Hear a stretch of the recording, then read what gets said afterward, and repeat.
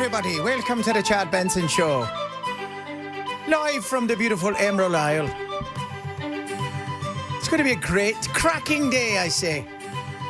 We got wee Ken in here, the guy with no head. It's going to be such a wonderful day. On today's show, we're going to talk about cabbage and potatoes. Oh, got lots of potatoes. It's just the second half of the show is nothing but potato talk. We're taking your calls all day for that. Going to talk about cabbage and why you should not enter an elevator after you eat it. That's correct. So you would not want to crop dust any of your friends. And of course, we're going to tell you how to catch a leprechaun with some Irish Spring. Jimmy, stop cutting the damn soap. I freaking loved those commercials, man. Hey, we can't sell anything. You've cut all the damn soap. Nobody wants to buy you broken soap. I think every kid that saw that commercial ended up wanting a bar of it just so they could cut into it. Yeah, wanting a bar of it and a brand new knife. Exactly. Well, you got to have a new knife because you don't want to hurt yourself, right? This is the worst thing ever. Oh, my gosh. I'm pumped. We're going to talk so much about leprechauns today. Hope you guys are ready. I think they're real. Yeah, absolutely. I was kind of hoping it was going to be famine focused. No. We've decided. Famine focus, though. There was one time that it was very famine-ish. You got the scurvy and stuff. Nobody brought Lucky Charms in today. I'm Oh, the disappointed. Lucky Dog. You get your hands off my damn Lucky Charms. You bastards. You almost went there, man. Man, today we were joking around and talking like if you've ever been to Britain, they say some words that we would go but they don't. And there happened to be a lady wandering around the corner. She was a very nice lady. Yes, she was. She's running for office. Vote for her because she didn't mind that we said some silly stuff. She was a listener, though, so I Yeah. think she kind of understood our personality type. Yeah. She did. She knew. She knew that we weren't really leprechauns. Oh, you're not really leprechauns. Although Ken looks as tall as one. Oh, very much so. Kane's a fantastic leprechaun. If he was in Anthrax. So we're going to be breaking down the 3 greatest actual leprechaun movies of all time from the Leprechaun series later on. I'm not kidding either. We're getting seriously into this because, yes, there's enough war talk. We know war's going on. The counterterrorism guy quit. Mike Johnson comes out and goes, well, this guy knows nothing about intelligence. You're like, oh, you're right. You're right, Mike. Thanks. Thanks for that, Mike. Have a good day. Yeah, I'm sure he wasn't getting any of those needed briefings. Yeah. Oh, I can't believe that. You know what we really need? A leprechaun. They're the funniest little fellas. They're sneaky, though. Got to watch them. They better not touch their gold. Don't touch their gold. They get so upset when you touch their gold. Then they want it back. Then they start to bargain with you. But you don't listen to them. They're like Loki. They are. I got all kinds of... Do you know, today, this was crazy. So I was talking about with my friend yesterday that... So St. Patrick's Day is actually based on a saint. He was kidnapped, right? He was born in Britain because there wasn't Ireland yet. He was born in Britain, and he gets kidnapped and goes off, and then he escapes and he comes back and he spreads Christianity throughout the Isles and whatnot. And then supposedly he dies on March 17th, hence St. Patrick's Day. It was a huge holiday, but it's a very religious holiday in Ireland. It wasn't until the late 70s, I think, they even opened the pubs. It's not like us here. And on the East Coast, right, like Cinco de Mayo is a big deal on the West Coast because we're right next to Mexico, right, throughout the Southwest, where it's kind of a big deal everywhere. But, it's kind of St. Patrick's is as well. But on the East Coast, man, they dye the river green. Isn't that Chicago? Chicago does that, yeah. Boston has parties, and they have a huge parade. So does New York. Montreal and Quebec have massive, and Toronto have massive parades as well. Everybody puts green dye in the beer. Yes. Oh, of course you do. You have to. You absolutely have to. So it's, corned beef. That's like, what's that? That's like cheap ham. Dude, at that place we went to this weekend, the Monday Night Preservation. Yeah. They had corned beef nachos. Oh. And they were delicious. Were they?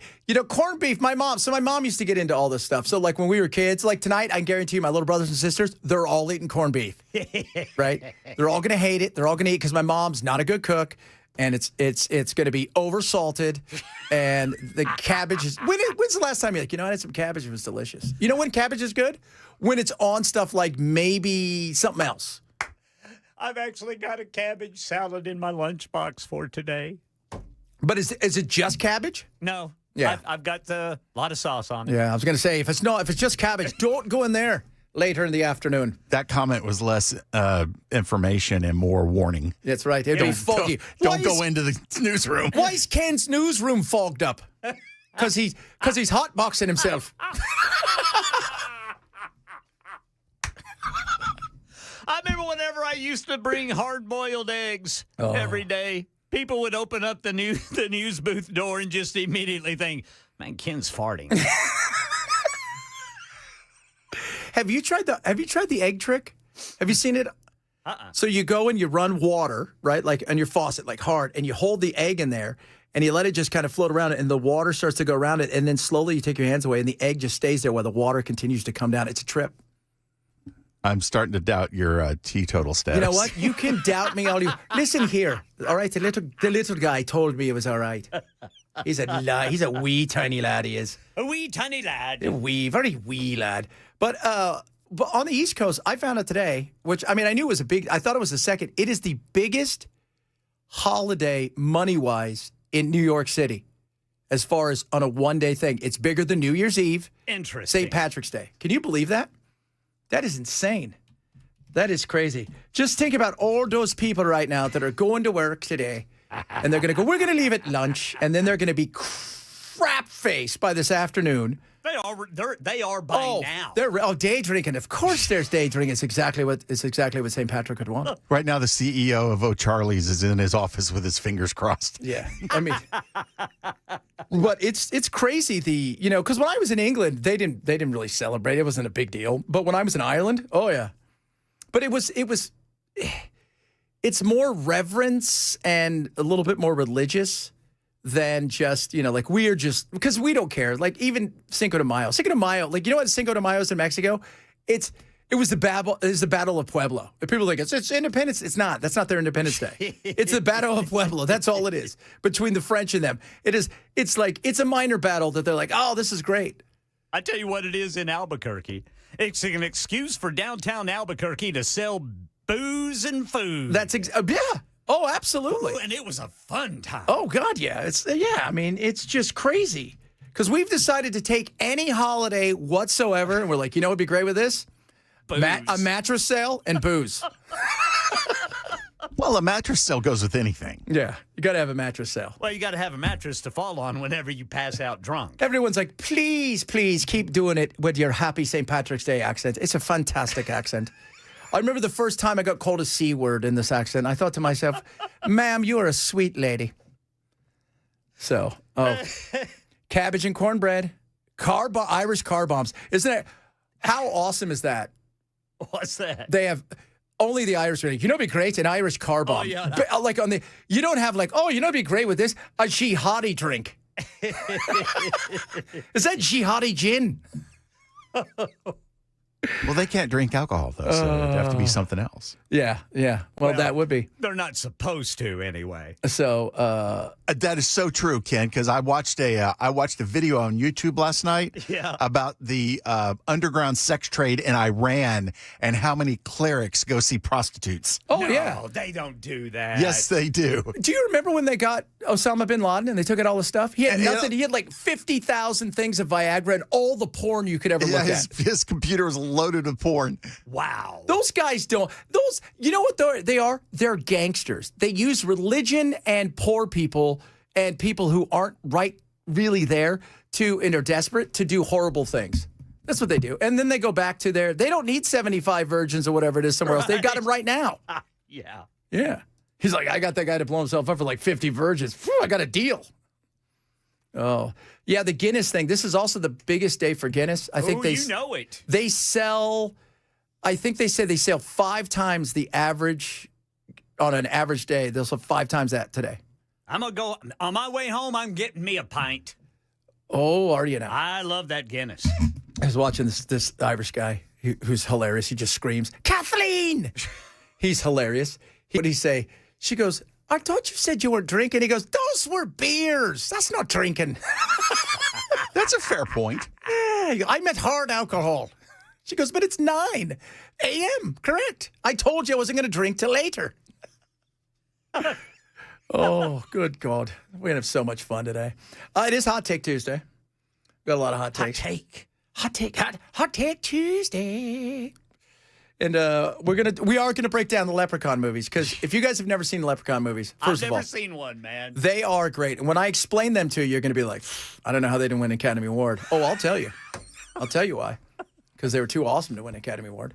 Sometimes stuff is so awesome, you're like, that can't win an award. It's too good for an award. Well, it's because this country's against little people. Oh, absolutely. We're against the wee tiny folks. And then later on, we are going to explain how you catch a leprechaun. Because there are certain things you have to do, because people think you just go and you grab them, and it's not. You can't. You have to lure them. And, by the way, because you guys didn't ask for this, but I'm going to tell you, I know the actual value of what their big pot would be. $1.25 million based on gold today. And on average, about 250 coins inside of their big pot. So you get 1.25 million. And that's the beginning, because they can refill it at any time. Oh, I did not know. There are rules. There are rules. Oh, Lord. So, yeah, we got a lot of hot take today. We're going to do some fun stuff with leprechauns. We might talk about the war. The fact is what are we going to say that hasn't been said? We're doing some. We're not doing some. We got the military going there on the ground. We're going to have 2,500 boots. There's a chance we could have more than that. At this point in time, I think it's a sit and wait. Trump's having issues trying to bring NATO allies into this, because their whole thought is, you know what, you broke it, you fix it. We're going to negotiate on our own. And part of that, I understand. And the reason, because while he's talking about that, he's also went to Russia and said, hey, you guys can now release a whole bunch of oil. You guys can sell. We're going to move some sanctions. What does that mean? He's retooling, he's spending money, and he's bringing war closer to their doorstep. Why is it that I don't understand why he's trying to build the coalition after the fact. Yeah, that was not. Well, we should ask Mr. Intelligence guy who quit. Jerk face. He doesn't know. He thinks he's like all in intelligence and stuff. So, but we're going to talk a lot more about. We got Hot Take, which is going to be awesome. We got the Leprechaun. When you guys hear the Leprechaun movies, you're going to say, Chad, thank you, because I needed to know what great movies are out there. And this is awesome. It's phenomenal. It is, and it's this. They really are. They're the kind of awesome where you're like, whew, I'm glad they made 8 of them. So a bunch of other. Would you have preferred that they only made 3 Friday the 13th movies? No. What are we up to now? 15? Well, I think we got up to 9, but then they started rebooting them and took them in different places. Wasn't 10 about him in space? Oh, yeah, that was great. SpaceX. Jason SpaceX. That was so good. That was such a good movie. If you guys don't even know. If you've never seen that, Jason ends up in space one time. Oh, don't worry. One of the leprechauns we're talking about today, he also ends in space. That movie was terrible, but it was so terrible that it was awesome. It was so good. How do you say that's terrible? God, this is the problem with Bell. I said it was so terrible that it's awesome. No, it was so good. And you know what? I would have happily been in that movie if they'd asked me. I'd been all over that. They had enough extras playing dead bodies. So I'd have been all over that. How hard can it be, right? Like, what do I have to go? Oh, my God, here comes Jason. Oh, my God, space lasers. We need a Leprechaun Christmas movie is what we need. Oh, we're going to get one soon. I'll tell you why we're going to fight it. Because of my cousins, right? They work there. They're elves. They're jerks, right? They're the worst of all the peoples. So we'll talk to... I'll tell you a little bit about those guys. Are horrible. They're always like, I'm hanging out with Santa Claus and whatnot. I'm like, shut up, you little... You almost did it again, man. Oh, we're fun, kids. That's what we're doing today. All right. Hot Take Tuesday, straight ahead. Chad Benson, Super Talk 99.7.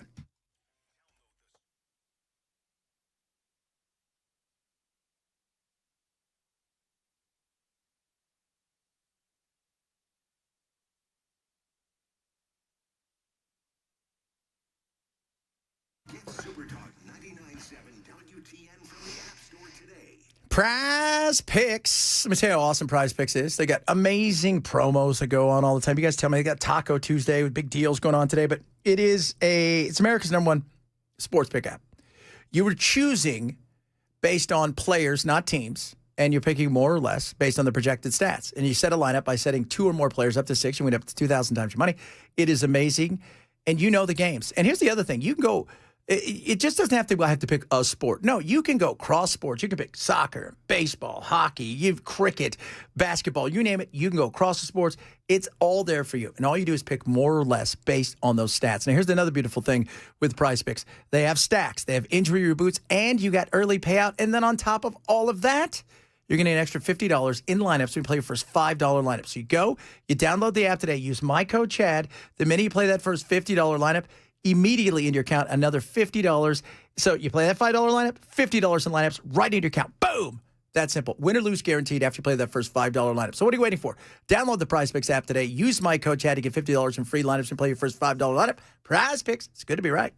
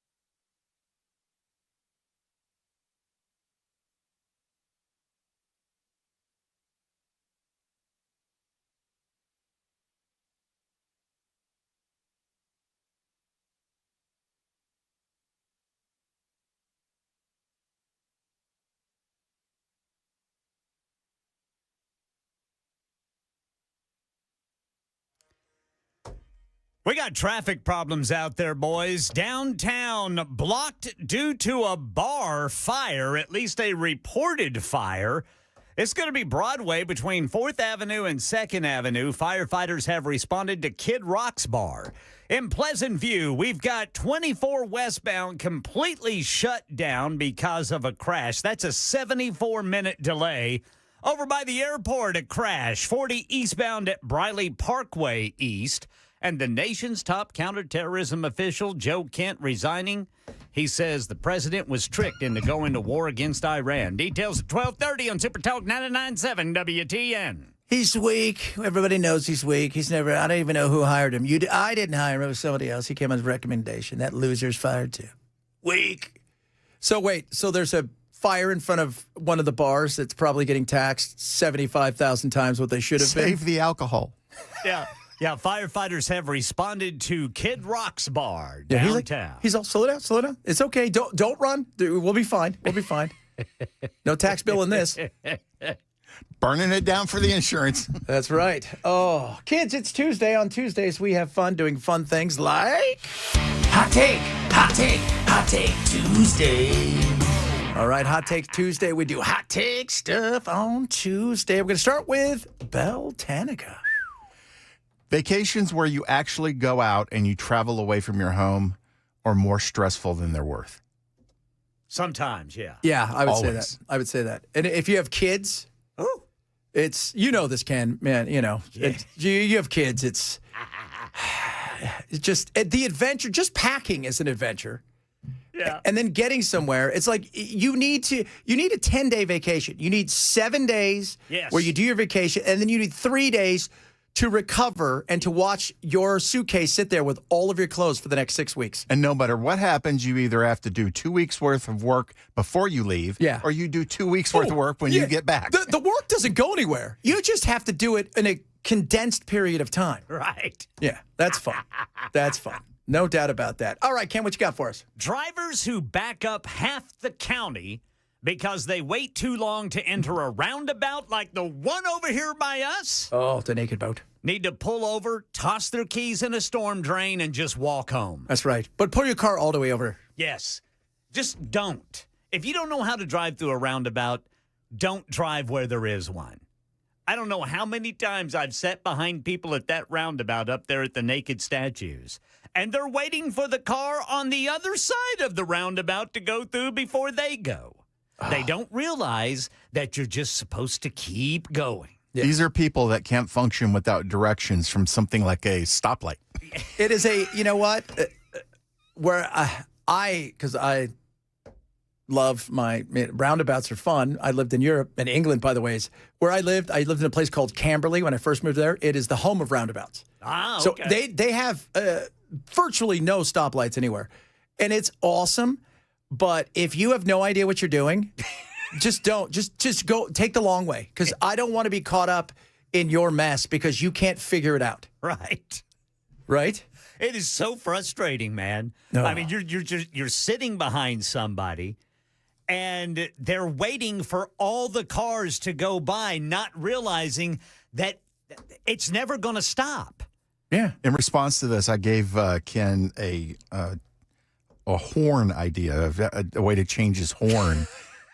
We can't really say it on the air, but it would get the person in front of you to understand what you're thinking. Which is what's needed. Yeah. They can. I've watched people and they just go and they just stop. It's not a yield. It's if it's coming, you go. If not, and also you can use your blinker. Most people don't understand that, but once again, you're dealing with people who are just they don't get it. They do. First of all, the naked roundabout just throws everybody off. Anyways, Jason said he'll drive straight across the roundabout, and that's about Jason's speed. that's about Jason's speed right there. Oh my Lord. My hot take today is not everything's a salad. Okay, pasta is not a salad. Pasta is pasta. Do you believe in fruit salad? No. It's just fruit in a bowl. That's all that is. That's not call it whatever it's not. What if it's got whipped cream and gelatin? No, that's awful too. And it's whipped. It's not even whipped cream. It's Cool Whip. Whipped. Okay. Yeah. Okay. So no, it's not, right? There's no Jell-O salad. There's no macaroni salad, pasta salad. What's the difference between macaroni and pasta? It's the same damn thing. Not everything is a salad. Okay? Just like there can only be milk. There can't be oat milk. That's just oats that you squeeze. Would you milk them? No. Wrong. Not everything is a salad.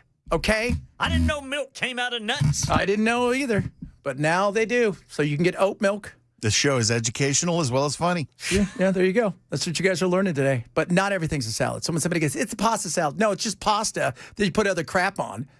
The smart thing would have been to put some spaghetti, some meatballs on it and send it to me hot.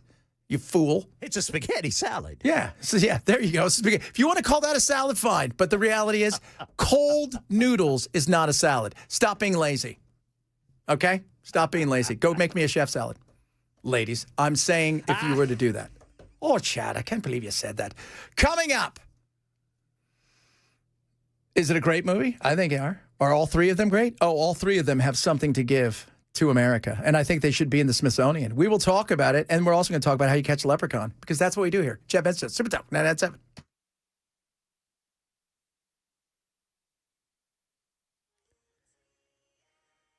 I'm Ken Weaver with your top stories. And again, it's the traffic. We've got Cheatham County, 24 westbound, shut down at Pleasant View. That's an 84-minute delay because of a crash between exits 24 and 19, but the slowdown starts 7 miles before it at exit 31. Downtown, we got a Broadway. Looks like we got firefighters who have responded to Kid Rock's bar. So Broadway is blocked there between 4th Avenue and 2nd Avenue. And then BNA, a crash, 40 eastbound at Briley Parkway. Operation Epic Fury update. The nation's top counterterrorism official, Joe Kent, resigning immediately because he's against the war on Iran. Kent says in his letter to President Trump he thinks the president has been tricked into thinking Iran is an immediate threat to the U.S. and that any conflict will end swiftly. Meanwhile, President Trump in a social media post now says the U.S. doesn't need the help of allies in the military operation against Iran. The president writing that because the U.S. has had military success, quote, we no longer need or desire the NATO countries' assistance and doesn't need Japan, Australia, or South Korea. He notably doesn't single out China, a country he's been putting pressure on to help reopen the Strait of Hormuz. The post comes after days of the president pushing these countries to help the U.S. military with escorts of ships and tankers in the strait, which Iran has effectively blocked with ongoing missile and drone strikes. Karen Travers, ABC News, the White House. Here in Tennessee, state lawmakers are not backing down from a bill CVS threatens will devastate pharmacy access. The House Finance Committee's cleared the way for the Fair RX Act, setting up a major showdown between legislators and CVS Health. CVS launching a statewide television campaign claiming the bill would eliminate stores, clinics, and jobs. Supporters argue it simply ends a conflict of interest and gives independent pharmacies a fair shot. The debate now shifts to the Senate Finance Committee, which votes on the measure today. That's the latest news. Weather's next. I'm Ken Weaver, WTN News.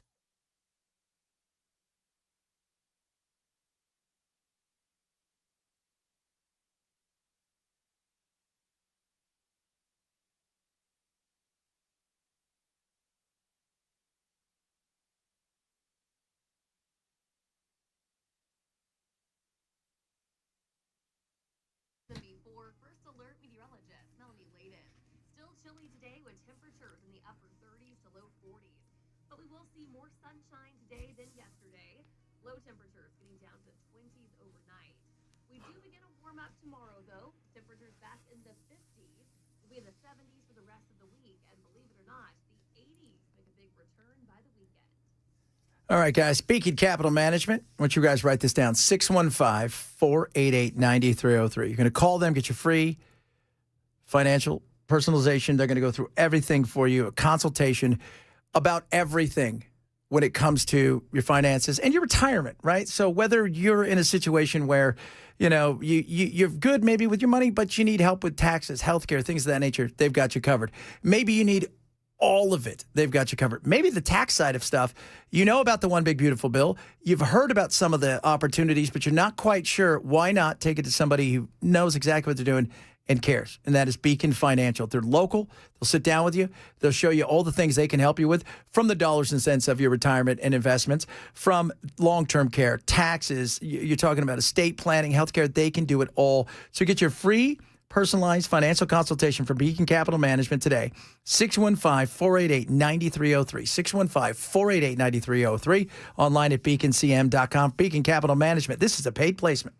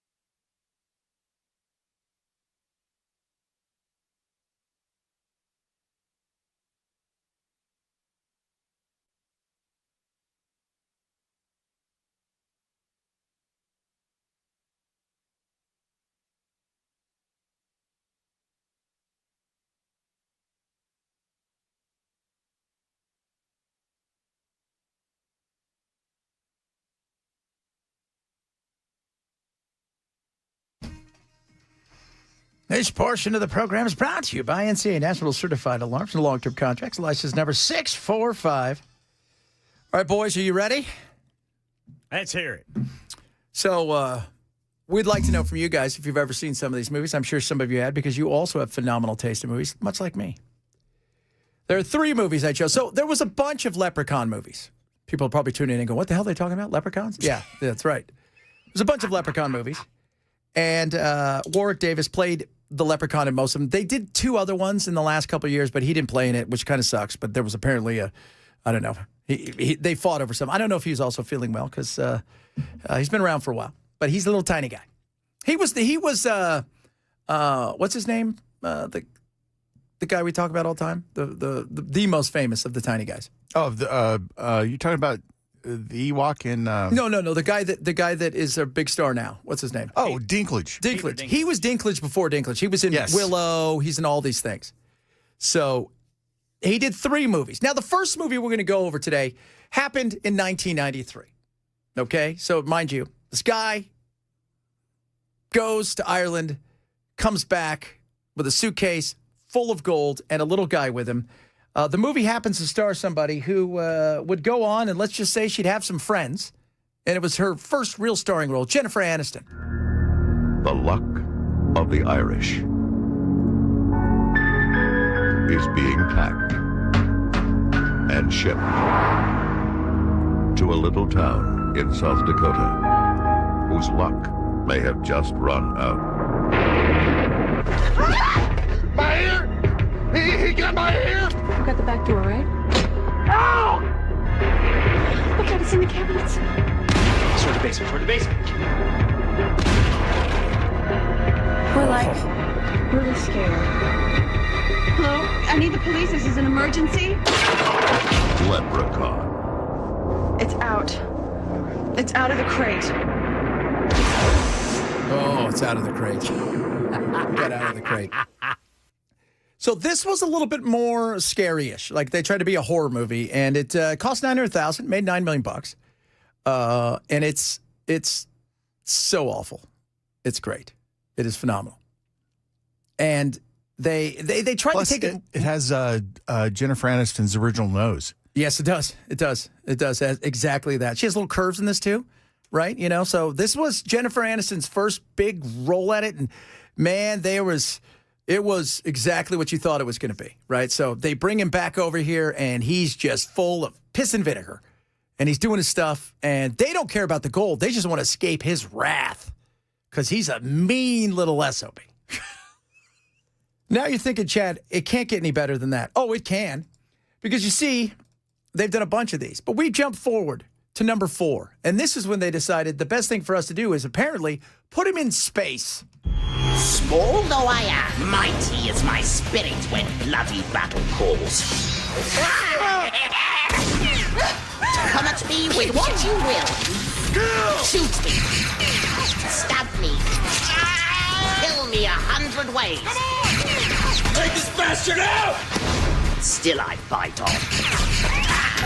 I am 1,000 demons from hell. Hot stuff coming up. I am eternal as the sun. This barbecue's only just begun. Oh, so spectacular. So he goes to, for whatever reason, he's in space, and he meets this girl, and she is like the queen. He's going to marry and be the king, and they both decide after they consummate the wedding, they're going to kill each other. And then he's got to take on space raiders, which is hilarious. Right? It's phenomenal. And it won how many Oscars? 17. 70. That was it. It won everything. It's still winning Oscars. This year it won 7 more Oscars. Now you're thinking, Chad, how can that not be the greatest of all movies? Well, the next year they decided to up it. Because rather than send him to space, are you ready for this, Ken? Yes, sir. They sent him to the hood. When Mac Daddy discovers a magic flute, That's all I want right here. he becomes the richest man in hip-hop. Hey, get these losers out. But when 3 young rappers Kind of like Robin Hood. Instead, we're going to be robbing in the hood. stumble onto his musical treasure, Everyone will have to pay the piper. Unhand me gold, you thieving hoods. You got more loot than Tiger Woods. They got the flute. We gotta get that back our party, so. He's green. Curious aroma. That's the bomb right there. The bomb? Yeah. The bomb. Leprechaun 5. Size doesn't matter when you're still the man. Tell me that's not great. And yes, Ken, he gets high as a kite with Ice-T, who's in the movie as well. Ice-T's in the movie. Ice-T's in the movie. They get high as a kite. Oh. It started out Mac Daddy finds a... Yeah. So you know, they find a magical flute. Yes. And then you become the biggest, like, hip-hop star. And there's these 3 kids that kind of get caught up in all of this. And now these bad guys are coming after him. And he's on their team, but he's still a little weasel. So, and he gets high as a kite. You know if what they reboot that, Snoop will play the Ice-T part. Oh, you know what's great about that? Oh, man. You know what's great about that? They did part 2, Back in the Hood, the following year. Awesome. I just sit there and I think to myself, you know what's awesome? Somebody looked there and goes, you know what? Let's greenlight this. You know what that means, right? That they spent what they spent on it was worth it versus what it made. Oh, absolutely. So it was profitable. Absolutely. These movies cost nothing. They've got a built-in audience because people enjoy it and it's hilarious. I've got to watch that one. Oh, man. yeah. He gets high as a kite. He was so stoked. And there are 3 hotties, right? And he's throwing around the lingo all day long. It is hilarious. He turns them into these 3 hot zombie, like, strippers. It's just like, somebody wrote that. They're like, should they be, yeah, they should be zombie. Do you even have to ask? Do you? Does anybody ever go, dwarf, please? Yes. Oh, so spectacular. I love it. So those are your 3 choices. 93 with the original Jennifer Aniston look, with the original Jennifer Aniston. 1999, when he goes to space to fight space raiders. so spectacular. And the laser beams they shoot, it is just so bad. It is awesome. Or 2000, into the new year with In the Hood. I think you'd like In the Hood, man. It's funny. Yeah, I'm going to check that out. Yeah, it is funny. It is funny. They should have Craig and Smokey in it. It's kind of like that, actually. There's a part where the reverend, the pastor, he's thinking the kids are doing voodoo. God, I love that. So bad it's good. It is so bad it's good. In the Hood. And I love the fact that Ice-T's in it. And he's not even top bill. Ice-T. He's not even top bill. Was he, I know the script and everything is horrible, but did he have any good acting moments in it? Oh, yeah. He did? And Warwick does a good job. It's funny. You know, the other guys maybe not so great, but it's funny. That had to be one of Ice's earliest movies, though. Oh, it was. And well before he was on Law and Order. How long has he been on Law and Order? Like 332 years or something? I mean, that show has been on forever and a day. I want to say 25 or 26 years. You know what? He is, if I'm correct, was it? I think that was his second movie. Might have been his first. It was because he did a Steven Seagal movie, didn't he? Did he do a movie like that? Yeah, he was in that, and then he went on to be. I think after that it was New Jack City. Oh, New Jack City was great. This is was New a Jack good City, but with a movie. leprechaun. That was There a you go. great movie. Yeah, this is what it is, kid. It's New Jack City with a leprechaun. It's just so spectacular. I mean, you guys have, if you've never seen, it's worth a watch tonight when you're sitting around. And if you want to get high, this is also worth a watch. Probably makes it better. There it is. Leprechaun in the Hood. I'm watching that, man. It is so I much started in 2000, and he said it was the second season of Law and Order, a Special Victims Unit, and he's been on it for 25 years. Oh my goodness. Are you serious? How many episodes? There's 586 episodes. Yeah, that show's been on forever. And he has appeared in over 400. Man, he was in the Breakin' movie in 1984. Yeah, he was. He was. And here's the thing about getting on to this day still. Network TV pays really well, but also the big thing about network TV, because nobody else has caught up, the residuals on network TV are massive. If he stopped working today, stayed at home, never did anything, and spent $100,000 a day, he probably couldn't outspend what he makes. Currently he is the longest running male actor in U.S. primetime TV history. Wow. Way to go, brother Ice-T. Wonder what he gets an episode. He gets $250,000 per episode. Does not surprise me. That's good. Way to go, Ice-T. But you know where it all started? Don't take it away from little Warwick Davis. Riddle me this. I'm a little... So if you're going to catch a leprechaun, it is not as easy as just going out and grabbing them, all right? First of all, they're sneaky. Yeah. And that means they're fast. They're fast. Secondly, and it's very important that you guys understand this with their sneaky and fastness, they are also... Once you catch them, usually, and they also would like you to put like little ladders and stuff up. So when they're going to go, because you got to leave a little piece of gold or something shiny because they're coming for it, right? Because we forgot to tell you that they're thieves. So, and then you capture them, then they give you the gold. But the whole thing is the entire time they're going to try to bargain with you. They're going to try to talk you into the other. You cannot listen to them. All right, they're like Loki. Because what is Loki? He's the god of mischief. God of mischief. He's kind of like that. Yeah, you can't listen to a leprechaun. No, do not listen to them. And just because they have their pot of gold doesn't mean that the gold is gone. No. They can fill it up whenever they want. So you've got to be wary of this. Andy texted in that Leprechaun 2 is the best because it has boobies. It does have boobies. It does. I'm not going to lie to you. So that means it would have been on Cinemax. Yeah, probably. That was definitely a DVD kind of rent when you were a kid. Don't let mom see it's got boobs in it. Ice-T. This movie sucks. That's not why we're watching it. Yeah, that's right. You're going to see boobs in a minute. Relax. So there you guys go. The 3 greatest Leprechaun movies of all time. It's possible. Let me know which one's better. The 93, In the Hood, or Space. Those are your choices, everybody. Those are your choices. Coming up, we'll talk a little bit about, we could probably throw some Iran in here.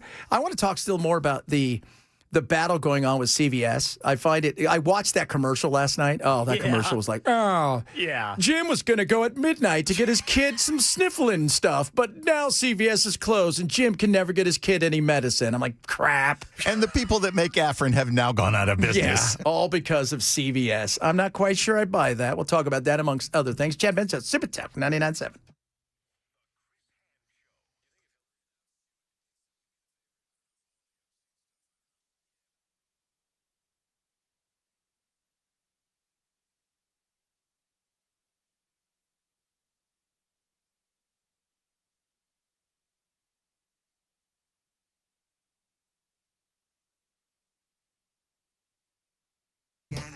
Relief Factor is amazing, everybody. I love Relief Factor. Take it every single day. Working out a lot more, doing a lot more running. Some of you have even noticed, hey, Chad, you're looking a little bit thinner. I know, my shirts are bigger. Why is that? Because I'm working out more. And the reason I can do that, because of Relief Factor. The more that I push myself, the more I worry about, is my muscles going to hurt? No. I'm getting in better shape than I have in a long time. And a big part of that is because I don't have to worry about the inflammation because of Relief Factor. And right now, Relief Factor is going to make it 3 fatty acids. There's resveratrol. It's naturally formulated, but it's also got black pepper extract. And the reason that's important is because that helps you when you go and you take Relief Factor. You want to get as much out of it as possible, and this helps you get as much out of it as possible. And it is incredible. So if you're sick and tired of being in pain, if you're sick and tired of just sometimes even the most, basic stuff seems to put you in some sort of pain, this will help you with that. Try a 3-week quick start of Relief Factor, just $19.95. Go to ReliefFactor.com. That's ReliefFactor.com. Or call 800-4-RELIEF. 800, the number 4-RELIEF for Relief Factor.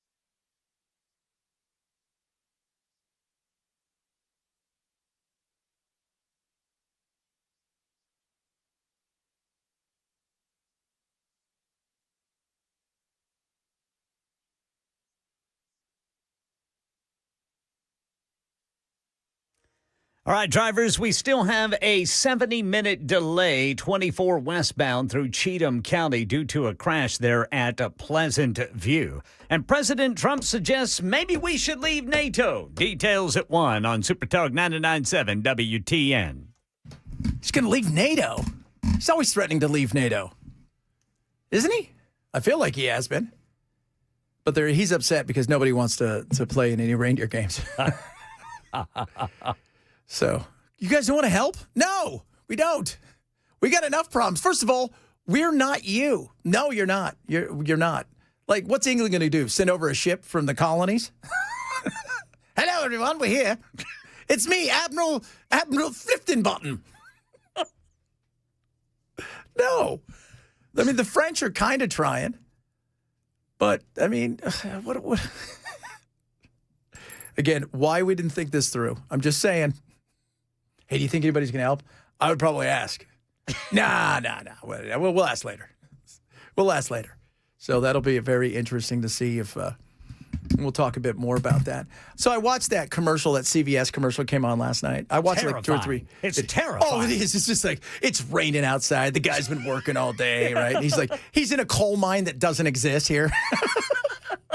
But his kid's got the sniffles, and he's got to get there. You know, if you guys don't pass this, if you're going past this, you're never going to get sniffle medicine ever again. So when you're working in the coal mine, your kid's sick, that kid's going to get pneumonia and die.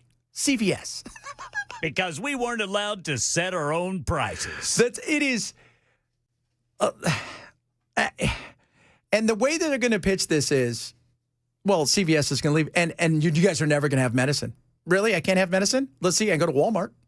I can go to Costco. I can go to Sam's Club. I saved a tweet from 8 years ago, and I still retweet it every now and then, where the Democratic Party sent out a tweet that said, if we don't pass net neutrality, you'll get information one letter at a time. Yeah. Oh, yeah. And it's the same kind of lie. It is. It's like there are other places you can get these supplies. Even if CVS did go out of business, which they're not going to by any stretch, that doesn't leave a vacuum in the market. No, it doesn't. You know what it does? It would be filled by others who would go, oh, there's a need here. Let's fill this.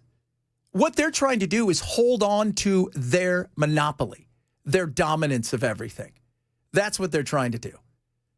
So what I watched, they've got a giant share of the marketplace, and it's being threatened, and they're doing what businesses do at that time, trying to stop it. Which is welcome to the world we live in. This is crony capitalism. When we talk about fair market, I don't think back in the day when they were talking about an open market, a fair market, we're going to trade our goods for service and services for this, that, and I don't think they thought, well, Jim's the only one who could sell pellets here. Jim also raises the pellets, and he sets the price on the pellets. And if you don't like it, Jim's going to leave, and no one will ever be able to have a pellet again. Except for the other people that have pellets. Yeah, there you go. See? So enough of the baloney. So it's a scare tactic. I'm not saying there might not be some uncomfortableness, and they might close a few things, but the market will work itself out. They want to scare you into making sure that you give in to them and say, oh, my God, I'm never going to be able to get sniffle medicine for my kid at 3 a.m. Yeah, you can. You know, we can go. In a rainstorm. In a rainstorm, because it only ever rains in times like this. My kid won't go to sleep, and I have no place to get a bottle of Benadryl. That's right. That's right. Oh, by the way, we got to talk about my kid's not going to sleep. Do I have a story for you guys coming up in a little bit? Hour number 2 of the program on this most festive day. I hope you're wearing green and you didn't get pinched today. Oh, lordy, lordy. Chad Benson Show, Super Talk 99.7.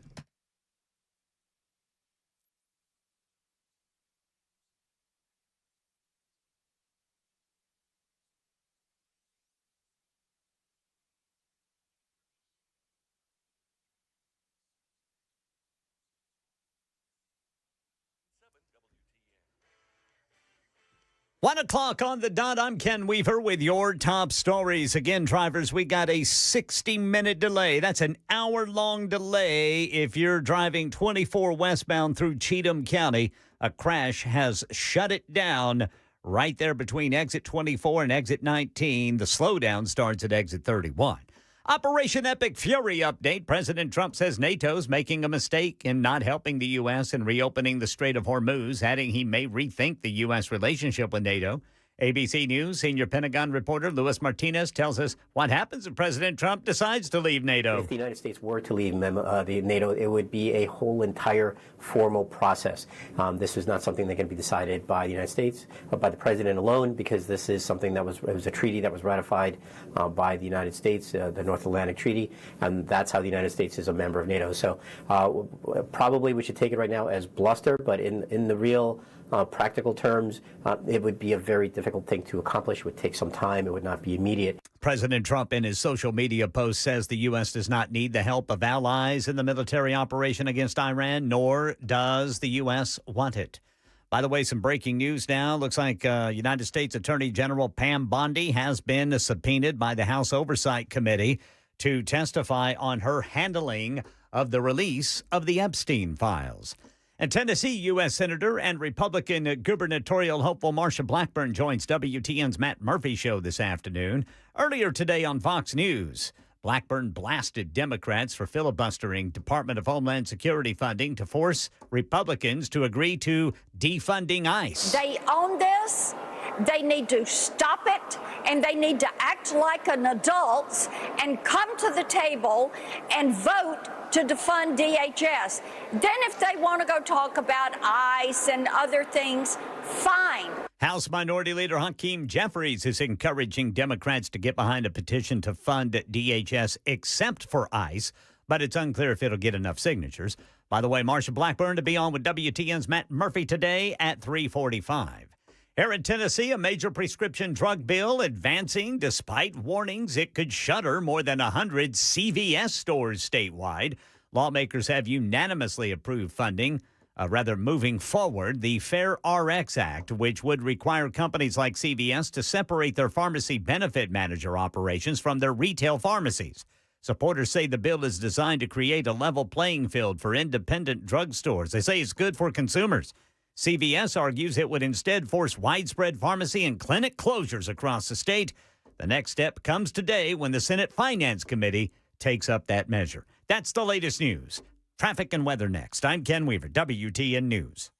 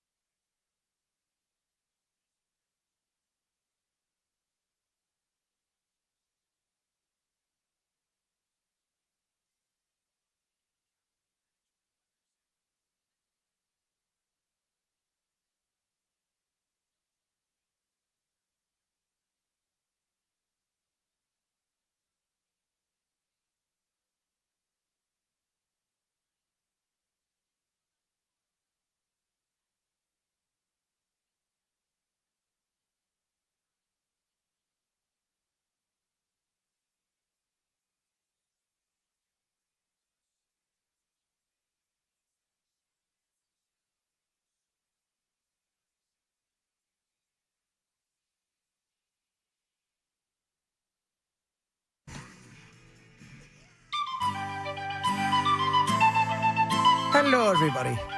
Welcome to the Chad Benson Show.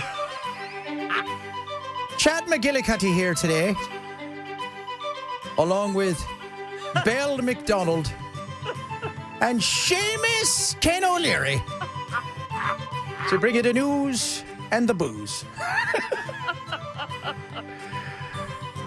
Earlier today, we had something at a roundabout where a man was attacked with a shillelagh.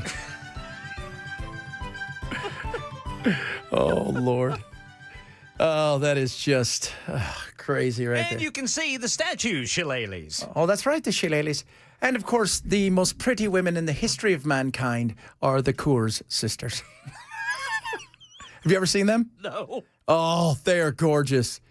They, what's it? Hold on, leave me breathless. It's song. They are the three.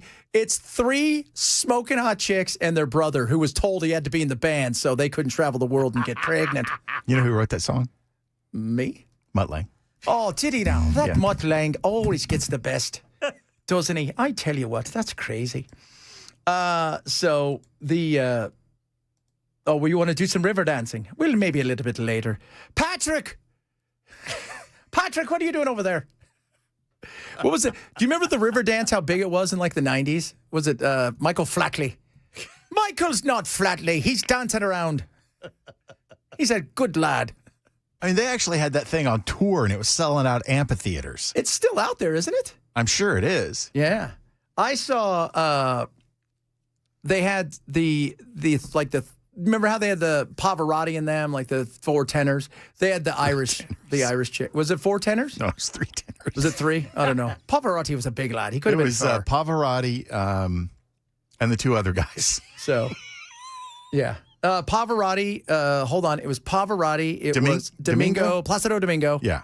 And that other guy. That Elaine needed to get the autograph from. Yeah, yeah. Now I need to know who the three tenors were.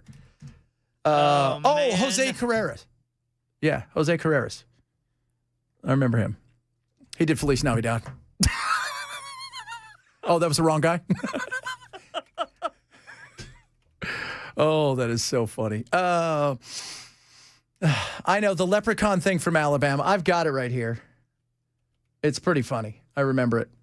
But that was Matt and I were talking about that yesterday because it was right near where he was. But that was pre-internet, when the internet, that would have been as big as anything back in the day. That was even Dobson. Hide your kids, that guy. So the Coors are the sexy. They're raping everybody up in here. Yeah. So the Boondock Saints. Chad sounds like the old man for the Boondock Saints. I love that. I love that movie. It's a great movie. You like Irish movies? That's a movie to see right there. Yeah, that's a cult classic. That is. Stars Powder. Remember that movie? The guy that gets hit by, like a little kid gets hit by lightning, and then he's like the smartest kid in the world, but he's also happens to be electricity, and there's Jeff Goldblum. For whatever reason.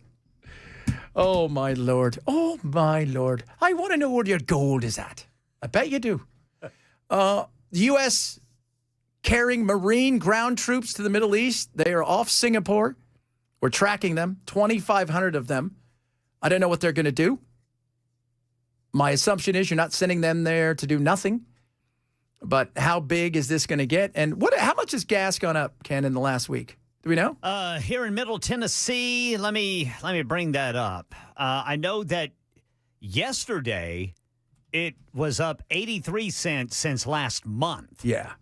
So let me see what it is today. Come on, you. I would say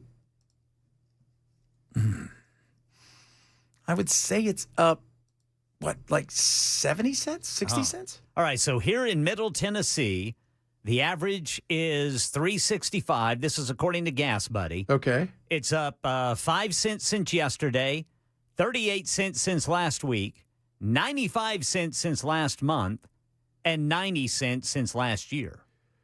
Ooh.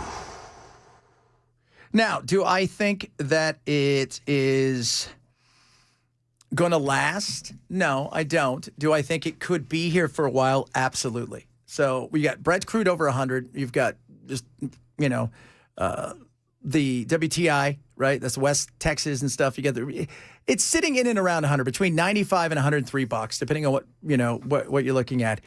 And we've this is a fear factor of what the possibility is. Could it stay here for a long time? Yes. Could it go up higher? Absolutely. So, what does it look like in 10? I don't know how long this is going to go on for. I know Trump is frustrated with the NATO allies, but the NATO allies are also dealing with the fact that Putin's in their backyard and he's, saber rattling, and Trump kind of handed him some free money to go build more weapons of destruction to attack Ukraine, which lands in their backyard. And I know he's saying he wants to, I might have to get out of NATO, which, I'm like, okay, because they denied. And, do I get why they denied it? I can understand why some of them denied this, because this isn't a war on terror. Well, I'm disappointed in NATO that we spend trillions of dollars on NATO. Think of it, trillions over the years, many trillions of dollars. It's one of the reasons we have deficits and we help other countries. And when they don't help us, it's certainly something that we should think about. But he's been saying he wants to get out of NATO for a while. Do I think we should get out of NATO? I think that's something, if we want to take a hard look at it, that's great. But understand that during the war on terror, NATO allies fought hard. They did. They fought hard. And we've got to look at this situation here where, we spend a lot of money, but we also spend a lot of money because we have a lot of people who are funded by the war machine, and they enjoy the fact that you can spend a ton of money here. So, I don't know how long this is going to last. I don't. Everybody wants like a drop dead. Trump doesn't know when there's a drop dead date as far as we're getting out. And the fact that you're sending over 2,500 soldiers, potentially another 5,500 after that, says that we may be here a while. So we're 3 weeks in. He predicted 6 weeks, and it looks like it's not going to be 6 weeks. No. Somebody just said it was $3.75 for gas, $116 to fill up a few minutes ago. So that's a lot of money, and everybody's feeling it, and we're going to feel it more. Ken, we were talking yesterday about that. I was going over the whole, if you guys don't know, JBS, which is a big meat packing company. Yeah, man, I was going over that, Ken. Oh Lordy, that is not a good place to work. They're one of the big reasons they're upset. Yeah. First of all, the raise they were offered was less than inflation, but they had 60 cents. 60 cents. And get ready. Say, hey, you like killing cows and skinning them alive right here while they're still shaking and then cutting their guts out? That doesn't do anything to you, right? Yeah, because Leatherface was a florist. But they had to buy all of their own equipment as far as their safety equipment. That cost them about $1,000. Wow. So they pay to start working there. Basically, they've paid to start working there. And they've not. Interesting. In Greeley, Colorado, it's small town. It's got about, the average house about, $500,000, somewhere around there, $450,000, $500,000. These people can't afford to buy a house or to get ahead. They're barely making it now, and they're having to live because you're not going to go to Denver. That's an hour away. What are you going to do in Denver? Be broke? Even more broker. So, yeah, and they do 5 to 6% of the total beef in the country. Taking that offline is kind of like taking 5 to 6% of oil offline. You're going to see it probably shoot up we could see it another 10, 15% in the coming days. Well, I'm just going to have to become a vegan, I guess. No, $510 for diesel, somebody said. No, let him be a vegan. And He's not going to be a vegan. First of all, let him be a vegan, and we'll take up his slack. Well, I just got you guys a bunch of fillets.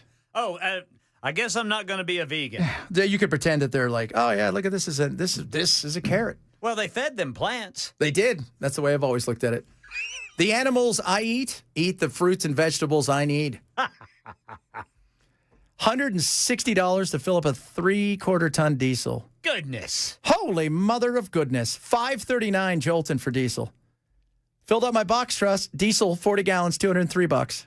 See, now, how long does that last? Like, how long? Yeah, that's what I know. So if you for you guys listening out there, you guys fill up your tanks, your diesel, how long does that last? Yeah, how often are you filling up? Or is that giving you till next week? Is that giving you to, how many miles you get in a gallon?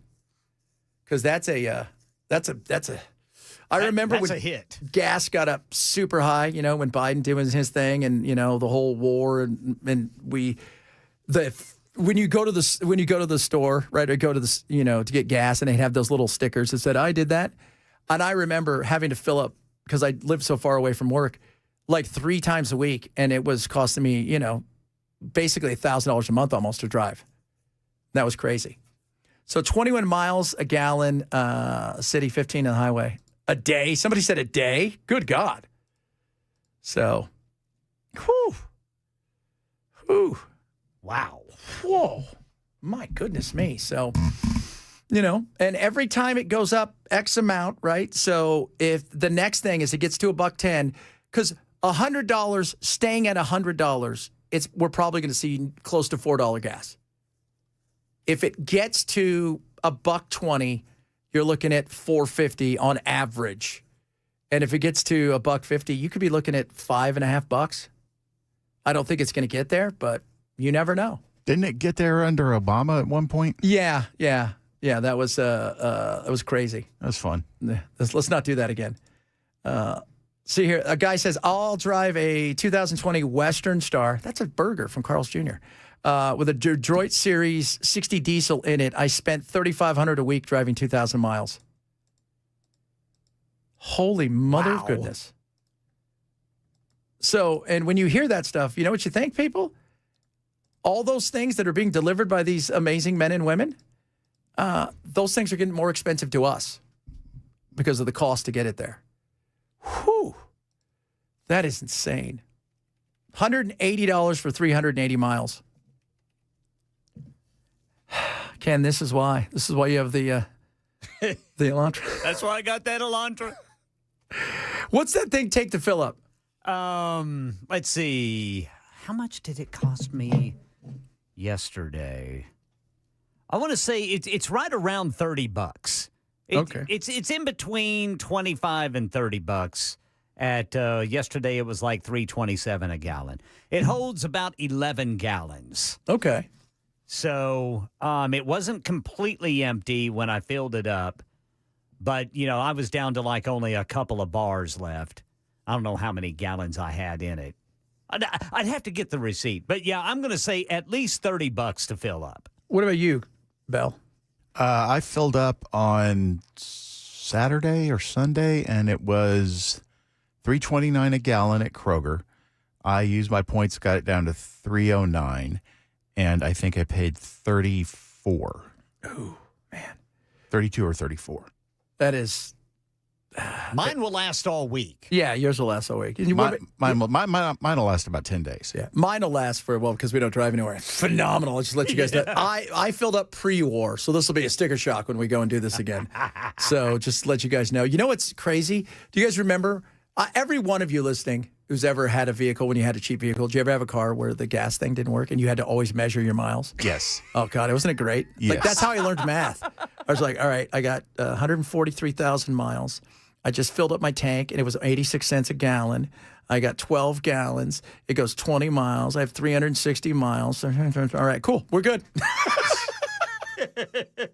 Oh, that's so awesome. My tank gauge, though, it would just die. It would flop over and not register anything. But I could take something, and if I hit it hard enough, it'd react. It would tell me how much I had in there, and then it would die again. And then it would die again. Yes, that's phenomenal. 1313 says, end of February, I paid $2.36 a gallon for 87 octane. Today, I paid $3.70 a gallon. Yep. That is a move right there. That is a big move in that. And we're going to start feeling it more and more. And the question's going to be for the average person, right? What's at the end of this, and how much more until everybody starts going, okay, I think we've done enough now. How can we get this back normal? And prices, just because to restart some of these things that have been shut down, it's going to take a couple weeks. So I wouldn't be surprised to feel this through the end of April. And remember, it's rocket up, feather down when it comes to the price of gas. That's what you're going to feel. Rocket up, feather down. All right, speaking of that, coming up, it's Hot Take Tuesday. Oh, that's right. We're doing it with a little Irish flair. Hot Take Tuesday, straight ahead. Chad Benson, Show Super Talk 99.7.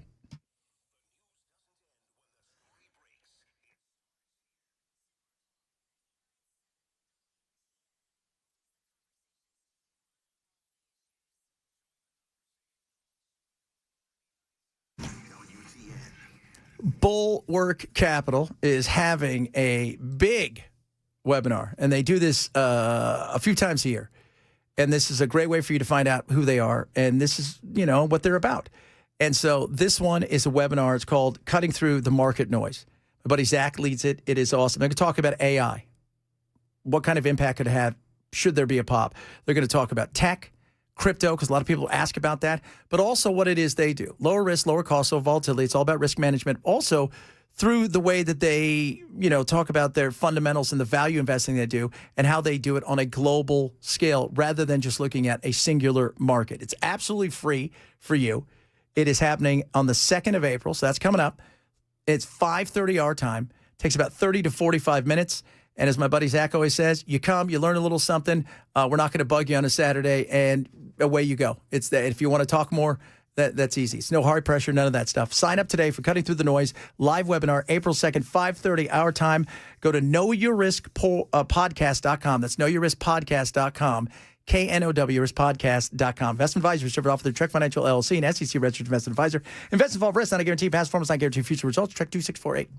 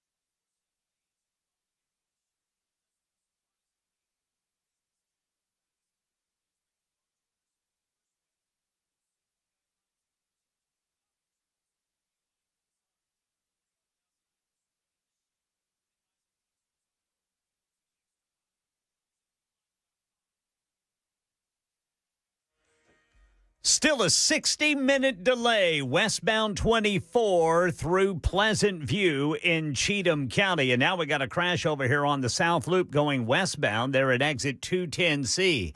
Operation Epic Fury update. President Trump has something to say about the nation's top counterterrorism official resigning over opposition to war with Iran. And got a story on the credit card debt in this country coming up at 1:30 on Super Talk 99.7 WTN. Yes, sir. Yes, sir. Oh, what a great song that is. Oh, man. Little jailbreak. Jailbreaking you out there. And they're Irish. Of course they are. Love Thin Lizzy. They are thin, and there's a girl named Lizzie. Hello there. We'll get back to people's like, why don't we drill? We'll talk about that in a little bit. It's not just about the drilling, which I think people kind of forget. They think it's just, if we just drill oil, all of a sudden turns to gas. Doesn't really work that way, but we'll talk more about it. But really, we got to focus on important stuff. Hot take Tuesday. Oh, baby, a little hot take to the Tuesday. We're going to start with my man, Mr. Ken O'Leary of the Flying O'Learys. Ah, yes, my laddie. Drivers who back up half the county because they wait too long to enter a roundabout need to pull over, toss their keys in a storm drain, and just walk home. And slap yourself in the face. Yeah, Absolutely. that too. Absolutely. You shouldn't even be allowed to ride a bicycle. People are not going to stop for you. No. The reason for a roundabout is constant flow. Constant flow. Yes. And if you're looking for that traffic light, you ain't going to find it. Yes. Right. Yes. Oh, let me tell you something. That's truthful. If you're waiting there in the naked roundabout and you're thinking one of them is about to drop more trow so you can see a red or green light, you're an idiot. I don't know how many times I have been backed up at the naked statues because I'm not lying, fellas. I've watched them sit there and wait whenever there's a car on the other side coming. I get so frustrated. I'm like, what are you doing? Because I'll come out. And, some days you're looking like, oh, this is going to be a nice day. There's not too many people there. And then some days, like yesterday, Monday. Normally Monday's kind of quiet. Yeah. It was backed all the way up to the stop. And I'm like, oh, this is going to take 20 minutes. Why? Because there's an idiot out there. And then when somebody goes straight, they panic. Yes. You panic. You're the worst, you people. Belle, what do you have for us? Vacations that require you to go somewhere or vacations you take where you go somewhere are more stress than they're worth. They cause me too much anxiety. I would rather sit on the couch and watch MASH reruns. Oh. Yes. Look, I like taking time off. It takes me a day or two to kind of get back into, I can relax. But I will tell you this. When you travel, like this time last year, we had to fly out for my sister's wedding. Oh, goodness. Try flying out. So we had to fly out for my sister's wedding. And it was Charlie, Lily, myself, and my wife. So that's already crazy, right? And so Lily and I do our own thing because Charlie was super excited about flying, and Lily and I were doing we sat in the back, Lily and I messing around, just laughing. But it was chaos, right? Charlie packed her own bag, and it was hilarious, right? So I had to pack all kinds of other stuff.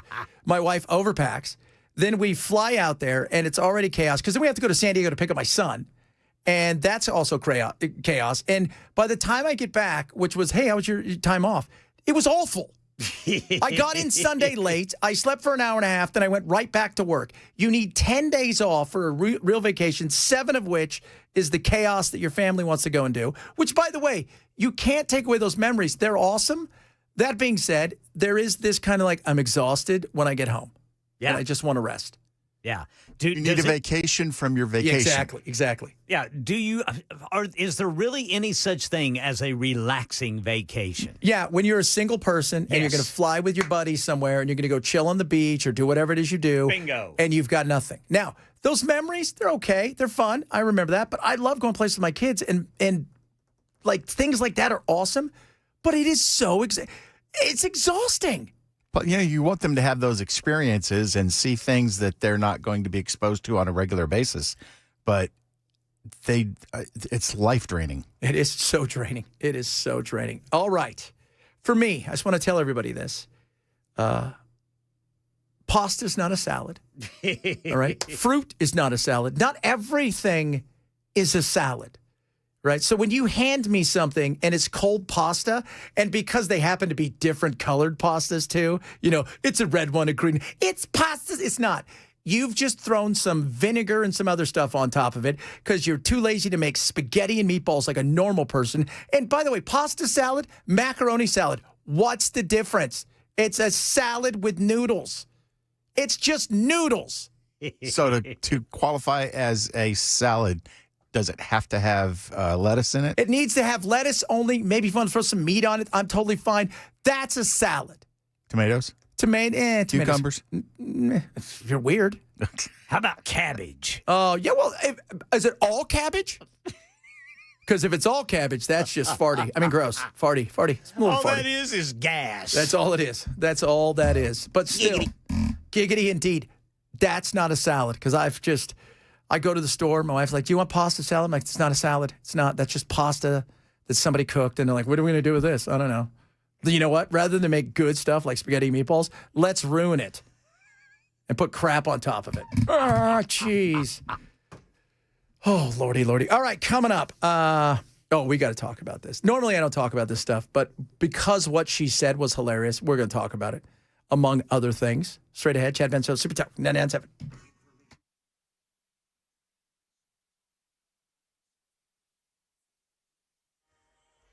I'm Ken Weaver with your top stories. Got the full forecast coming up in 5 minutes. Operation Epic Fury update. President Trump has something to say about the nation's top counterterrorism official resigning over opposition to war with Iran. I always thought he was a nice guy, but I always thought he was weak on security, very weak on security. I didn't know him well, but I thought he seemed like a pretty nice guy. Director of the National Counterterrorism Center, Joe Kent, says Iran did not pose any immediate threat that would warrant an attack and that President Trump was tricked by Israel and some in the media to go to war because it will be swift.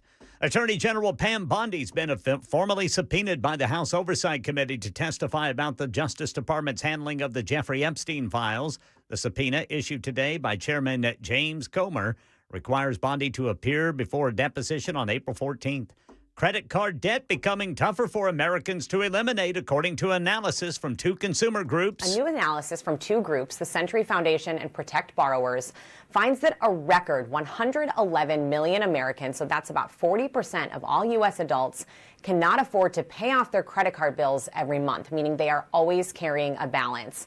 That includes more than 27 million people who can only afford minimum payments each month. And a growing share of families are now maxing out their cards and then opening new accounts or turning to options like payday loans or buy now, pay later to try to stay afloat. That's Elizabeth Schulze reporting. Nashville drivers, Metro launching a major upgrade to nearly 600 traffic signals as part of the Choose How You Move program. The new smart light system will monitor traffic in real time and adjust timing automatically to reduce congestion. City officials say many of Nashville's current signals are decades old, some as old as 60 years. The modernization will also give WeGo buses priority at certain intersections to help keep routes on schedule. That's the latest news. Weather is next. I'm Ken Weaver, WTN News.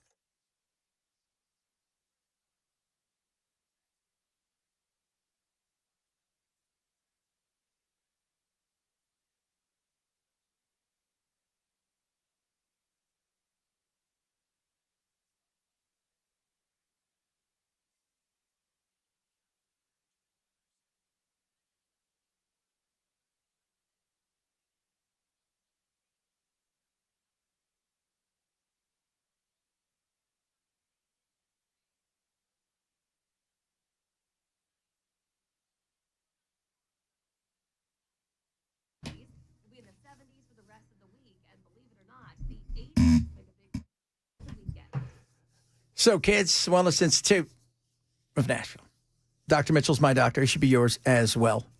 You got issues with your spine. You got issues with sciatic. You got nerve pain. You got slipped and bulging disc. You got any of that stuff, you go see the Wellness Institute of Nashville. They're going to take care of you. So right now, 47% off non-surgical decompression. And one of the things they got, if you guys know anything about Dr. Mitchell, we talk about him, innovation. He's always seeing forward. That's what he does. And he's got the new HydroWave machine, the only one in the state that has it. And what it does is it stimulates your very own stem cells, and it is incredible. But you go in there and you find out for yourself. If you're in pain, if you're worried and like, I'm going to be on pills, I'm going to have to take injections, I might have to get surgery, go see him. Watch what he does. I'm not saying he's a miracle worker, kind of a miracle worker. He is incredible. So this is what I want you to do. Go to painisbad.com, painisbad.com. Take advantage of 47% off right now, non-surgical decompression. Call 615-246-5009, 615-246-5009 for the Wellness Institute of Nashville.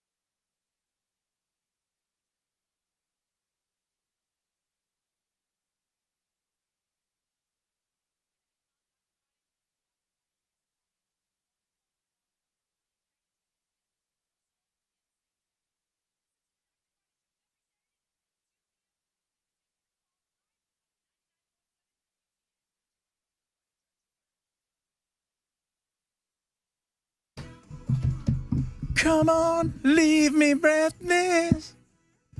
Teach me this loving feel. Oh, they're so hot. Did you see them? Are they smoking or what? Yeah. Oh, they're very much such lovely girls, those little curs. Especially the sister that sings most of the leads. Yeah, she's nice. She's nice. She's very nice. It's the Coors sisters, for those of you not keeping score. The band's called the Coors because there is a brother in it. Some people are like, hey, Chad, why aren't we drilling? It's not about, we have more than enough oil. It's the kind of oil. It's the refining of it. Really, it's two things. It's logistics and refinery when it comes to our oil, okay? So the logistics side of it is getting certain things to certain places when it comes to refining certain things, and that is a big issue. And it's also the refineries. Nobody wants a refinery in their backyard, and we're not building any new refineries like the way we should if we want to make sure that we're energy independent. So there's a lot that goes into it more than just drill, which sounds like nice. We can get off oil and all these kind of things. Yeah. I mean, that would be great, but it's the cost of it. You can go buy right now. They got a bunch of refineries here on the southeast, but you know, what's that going to cost you to refurbish? What's that going to cost you to bring up to, you know, to snuff when it comes to things like, you know, the environmental impact and whatnot? It's a lot, and it's not free. You know, it's not. So, you know, we're going to see, you know, the whole thing, and you guys are feeling it already because you're talking about, you know, the amount of gas you're having to put in your car. That's going to be a little bit more expensive for the coming days and weeks, and could it be months? Yeah, it could be. There's no doubt. It absolutely could be. Do I think it's going to be months? I hope not. Oh, good God. I mean, I don't, you know, I mean, because Trump is frustrated because I think he thought people were going to come and help, and they weren't going to come and help. They're not. And by the way, our gas prices compared to like Europe's gas prices, so much cheaper. So much cheaper. It is so much cheaper than a lot of, you know, our big NATO allies. And they're already struggling with energy. And now they're looking over and they're watching Putin print money, because Trump had to lift sanctions so they could keep some flow of oil going. Then you've got the Strait of Hormuz. And what's going to actually happen there? They can be a nightmare. By the way, you know what Iran could do if they wanted to? They could bomb Karg Island on their own, destroy everything, and send it through the roof, knowing full well it'll have to be rebuilt anyway. Some of that stuff's so old. And it does, you know, even though it's a major hub, they've got other ways to get oil out of the country that includes, you know, on the ground and other parts of the water. So it's not just that. So there's a lot that goes into this. But it's, yes, we produce more than enough. It's what kind do we produce and where can we refine it? That is a big deal. That's a big deal. And right now, we've, you know, this is going to be, you know, we're in this. It's us and Israel. That's pretty much it. So if you're worried about $5 a gallon, I hope it doesn't get there. Is it possible? Anything's possible. Anything is possible. Do I think? Hard to say. Although I do know this, the Houthis said they were ready to get into it and start attacking ships on the Red Sea, which would then drive prices up even higher. So this is not a one and done scenario. And remember, it's way easier, no matter how much you blow stuff up, it's a lot easier to hunker in and play defense than it is to play offense. So we're going to find out in the coming days and weeks. And having that guy, what Newt Gingrich came out today and said, we need to drop nuke after nuke after nuke on him. Okay, that's a great idea. So let's say we do that. Let's say we nuke them. Do you want to know what happens? Our standing in the world goes in the toilet. Yeah. All of the other Muslim nations go, well, we can't have that, right? Like that's a bridge too far for us. And then all of a sudden now you have true chaos. Okay, so Newt, sit down. Shush. I turned him into a newt. Okay, now I don't normally do this stuff. But Mark Levin, is he still on at nights? Yeah, he starts at 7, goes till 10. Awful. Night guy. We don't get along. So it's a personal thing. But he went after, first of all, if you dare say, I think that the government of Israel is pushing this too hard. In fact, our top counterterrorism official resigned today, and he said Israel was the reason we got into this. They were the ones who pushed this.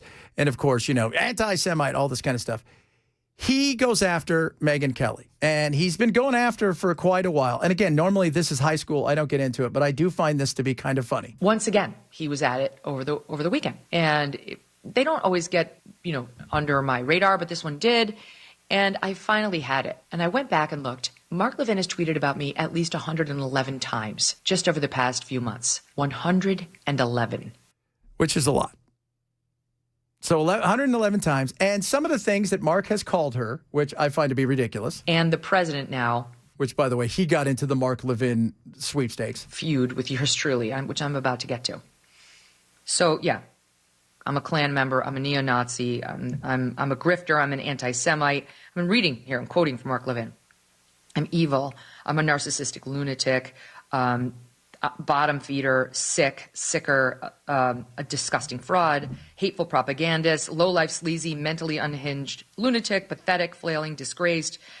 Yeah, which is a bunch of crap, okay? Megyn Kelly is none of those things. And for any time you defend, anytime you say, hey, you know what? I don't think we should be doing this. I think Israel's pulling us into some stuff that we shouldn't be in. And I think they've gone to, that's because you hate the Jews, right? We always talk, what do you always say, Bell? What are we doing? Burning bagels. Burning bagels. That's what we get yelled at, right? And we get yelled at the whole time. Somebody says, I love your accent. Well, she went out finally and had enough, especially after Trump got in and started truthing about Mark Levin and whatnot. But she went there, guys. I'm here to tell you, she went there. And the reason he's coming for me is because I do have an audience, and he's very, very angry about that fact. Very angry about that fact. So the attacks escalate.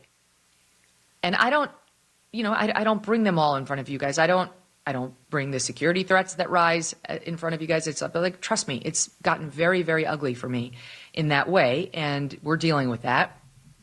But finally, I had enough, and I tweeted at Mark Levin this weekend something to the effect of, I'm very sorry about his micro penis. Oh!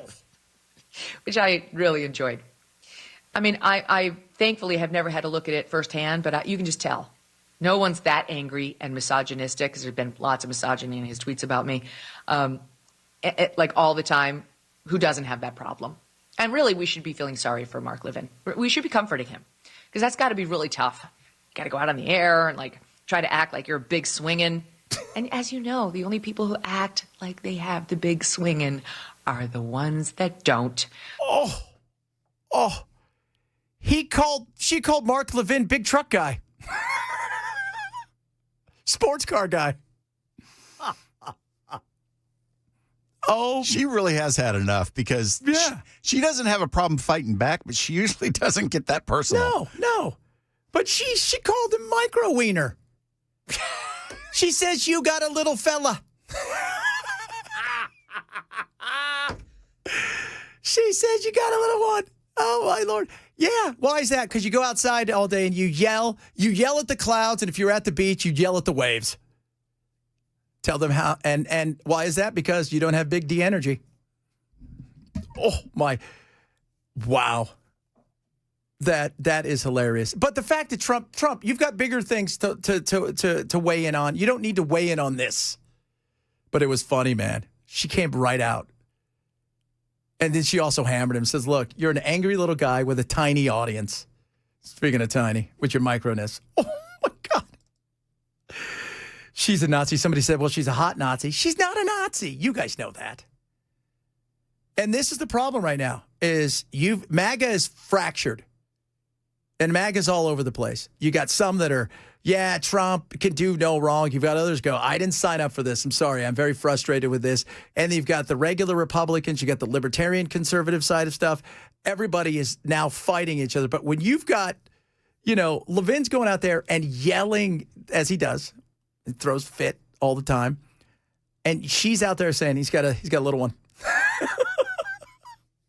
That can't be a win. That's my wife. Oh, Lord. Oh, normally, like I said, I don't even care about any of this stuff. I find it to be childish, but that made me laugh. And you know what?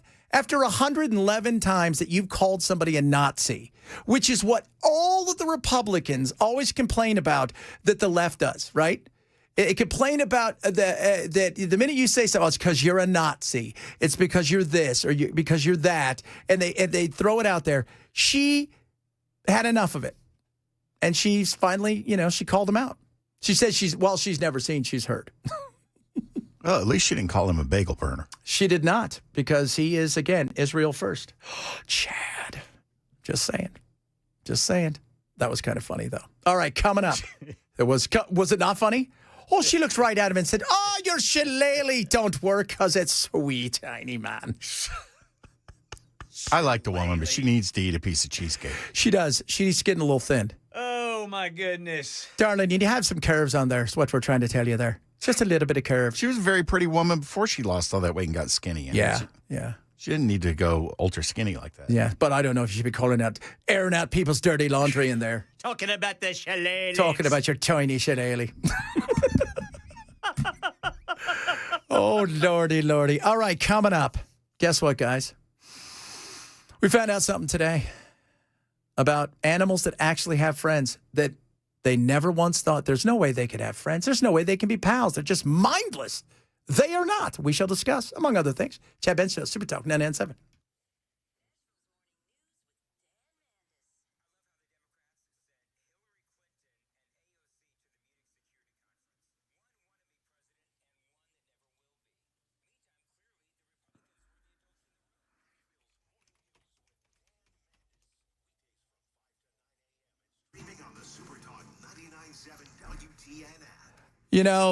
The talk earlier about the cost of meat going up, you don't have to worry about it. You go to Omaha Steaks. They got their big spring sale going on. It's like 50% off. We're just talking about massive deals. And yes, it's all backed by a money-back guarantee from America's Butcher since 1917. It is incredible. We had chicken last night. My wife breaded it up. It was just the most amazing stuff. Made a little spicy. It was incredible. Why is that? Because Omaha Steaks delivered the best in everything. Whether it is the incredible fillets wrapped in bacon, the smash burgers, and I always say this, do not sleep on the Polynesian pork chops. They are amazing. They deliver the best around right to you. Save massive right now.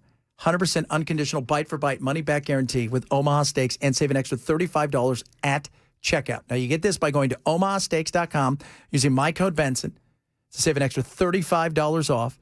Enjoy the best round with their giant spring sale going on right now. That's omahasteaks.com. Use my code Benson to save an extra $35. omahasteaks.com, code Benson.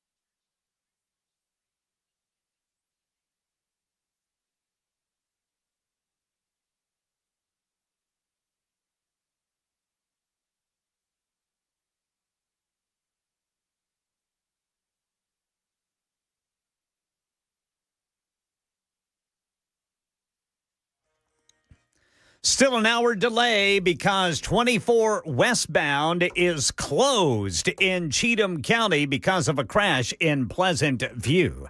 Operation Epic Fury update. Hear what President Trump said when he was asked what he would tell people about high gasoline prices. And the director of counterterrorism resigned today, claiming there was no need to go to war with Iran. These stories and more at 2 on Super Talk 99.7 WTN. It's only because that guy's a liar. Tell me why.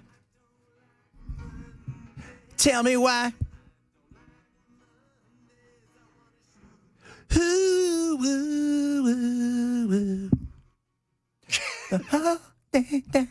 That song is based on an actual person who went in and shot up a school, and they asked her, why did you do it? She says, I don't like Mondays.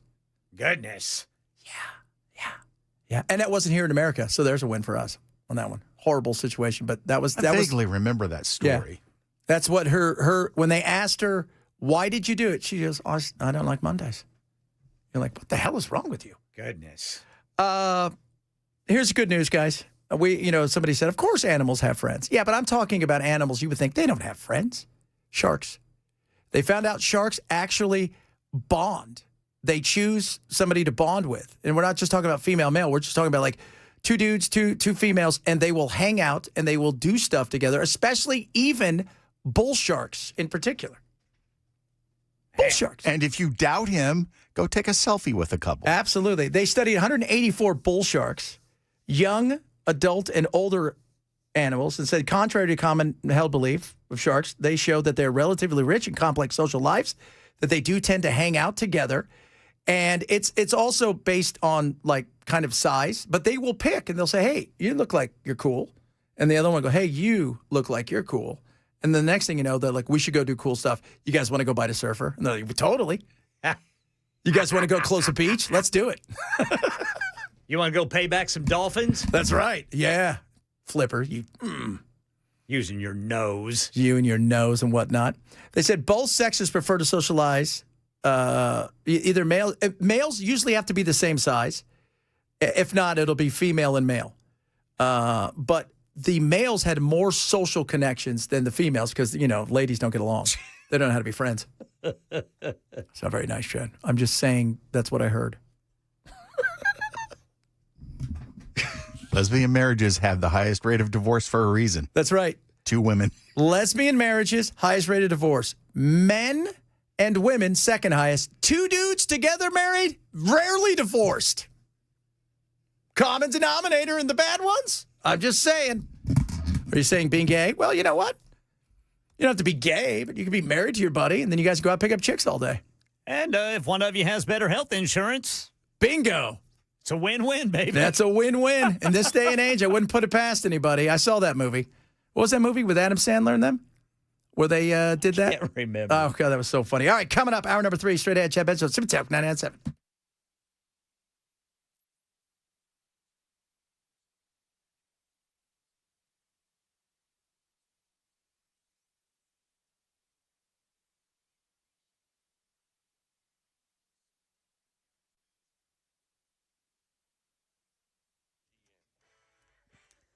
Two o'clock on the dot. I'm Ken Weaver with your top stories. Got the full forecast coming up in 5 minutes. Operation Epic Fury today while greeting the Irish leader to the White House. President Trump was asked what he would tell Irish people about the high gas prices. President Trump said that any high prices now won't last. I have a lot of friends from Ireland. They're very happy that I'm getting rid of a nuclear power, a nuclear terrorist. And as soon as that war's over, which will be soon, your prices are going to drop like a rock. NATO allies turning down President Trump's request to help with escorting ships through the Strait of Hormuz. Meanwhile, Director of Counterterrorism Joe Kent resigned today, claiming in his resignation letter there is no immediate threat from Iran and that the president was tricked by Israel and some members of the media into thinking victory will be swift. I don't know where Joe Kent is getting his information, but he wasn't in those briefings clearly because the Secretary of State, the Secretary of War, and everyone, the Joint Chiefs of Staff, General Kane, they had exquisite intelligence, and we understood that this was a serious moment for us. Speaker of the House Mike Johnson pushing back on Kent's claims. And the House Oversight Committee has formally subpoenaed Attorney General Pam Bondi as part of its investigation into the Justice Department's handling of the Jeffrey Epstein files. She's been ordered to appear for a deposition April 14th to address the Department of Justice compliance with the Epstein Files Transparency Act. Department of Justice says the subpoena is unnecessary, arguing lawmakers already have access to unredacted materials. And Tennessee U.S. Senator and Republican gubernatorial hopeful Marsha Blackburn's going to be on WTN's Matt Murphy show this afternoon. She told Fox News this morning the ongoing filibuster of Department of Homeland Security funding is turning into a political liability for Democrats. They would rather protect people illegally in the country than protect U.S. citizens. This is a dangerous game. House Minority Leader Hakeem Jeffries today encouraging Democrats to get behind a petition to fund DHS except for ICE, but it is unclear if it will get enough signatures. Blackburn will be on with WTN's Matt Murphy today at 3:45.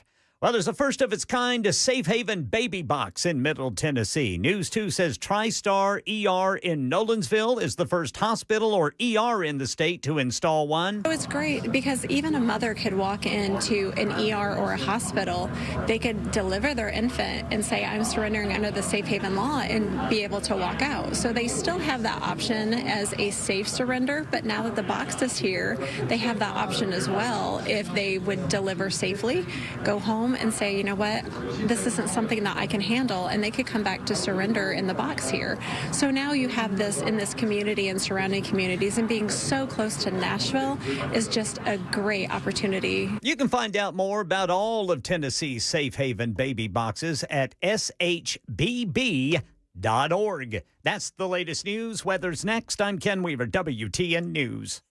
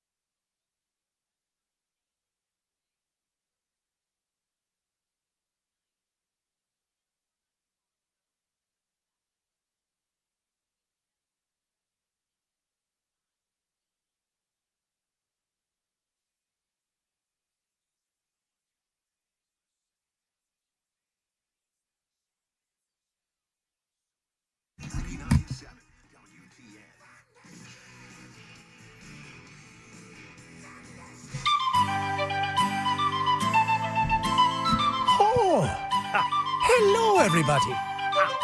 Welcome to the Chad Seamus O'Leary Show with my good brothers, Ken O'Leary and Bill McDonald. Hootman! Sitting back, relaxing. We just had some green beer. We're getting ready to go over now and grab our shillelaghs and beat each other about the head before eventually we grab our gold and fly away. I love. It's a great song. Oh, that's one of our favorites. One of my other favorites is, which is the other one is, it is St. Patrick's Day. What's life without a pan flute? What is life without a pan flute? I don't know. I love Irish music when they use the fiddle. Oh, when you break out the fiddle, you know it's about to get crazy. Oh, Everyone man. step back and get drunk. That's right. That goes for you children. How old are you? Oh, it doesn't matter. Doesn't matter. She can be in a teen and it doesn't matter. So true. Oh, Lord, this will be fantastic. I can't believe this. So today is St. Patrick's Day, for those of you who don't know. There was a guy named Patty, and he went and he told all of these snakes, get off the island. And then he hit him with a stick. It's not what really happened. What really happened was he got kidnapped.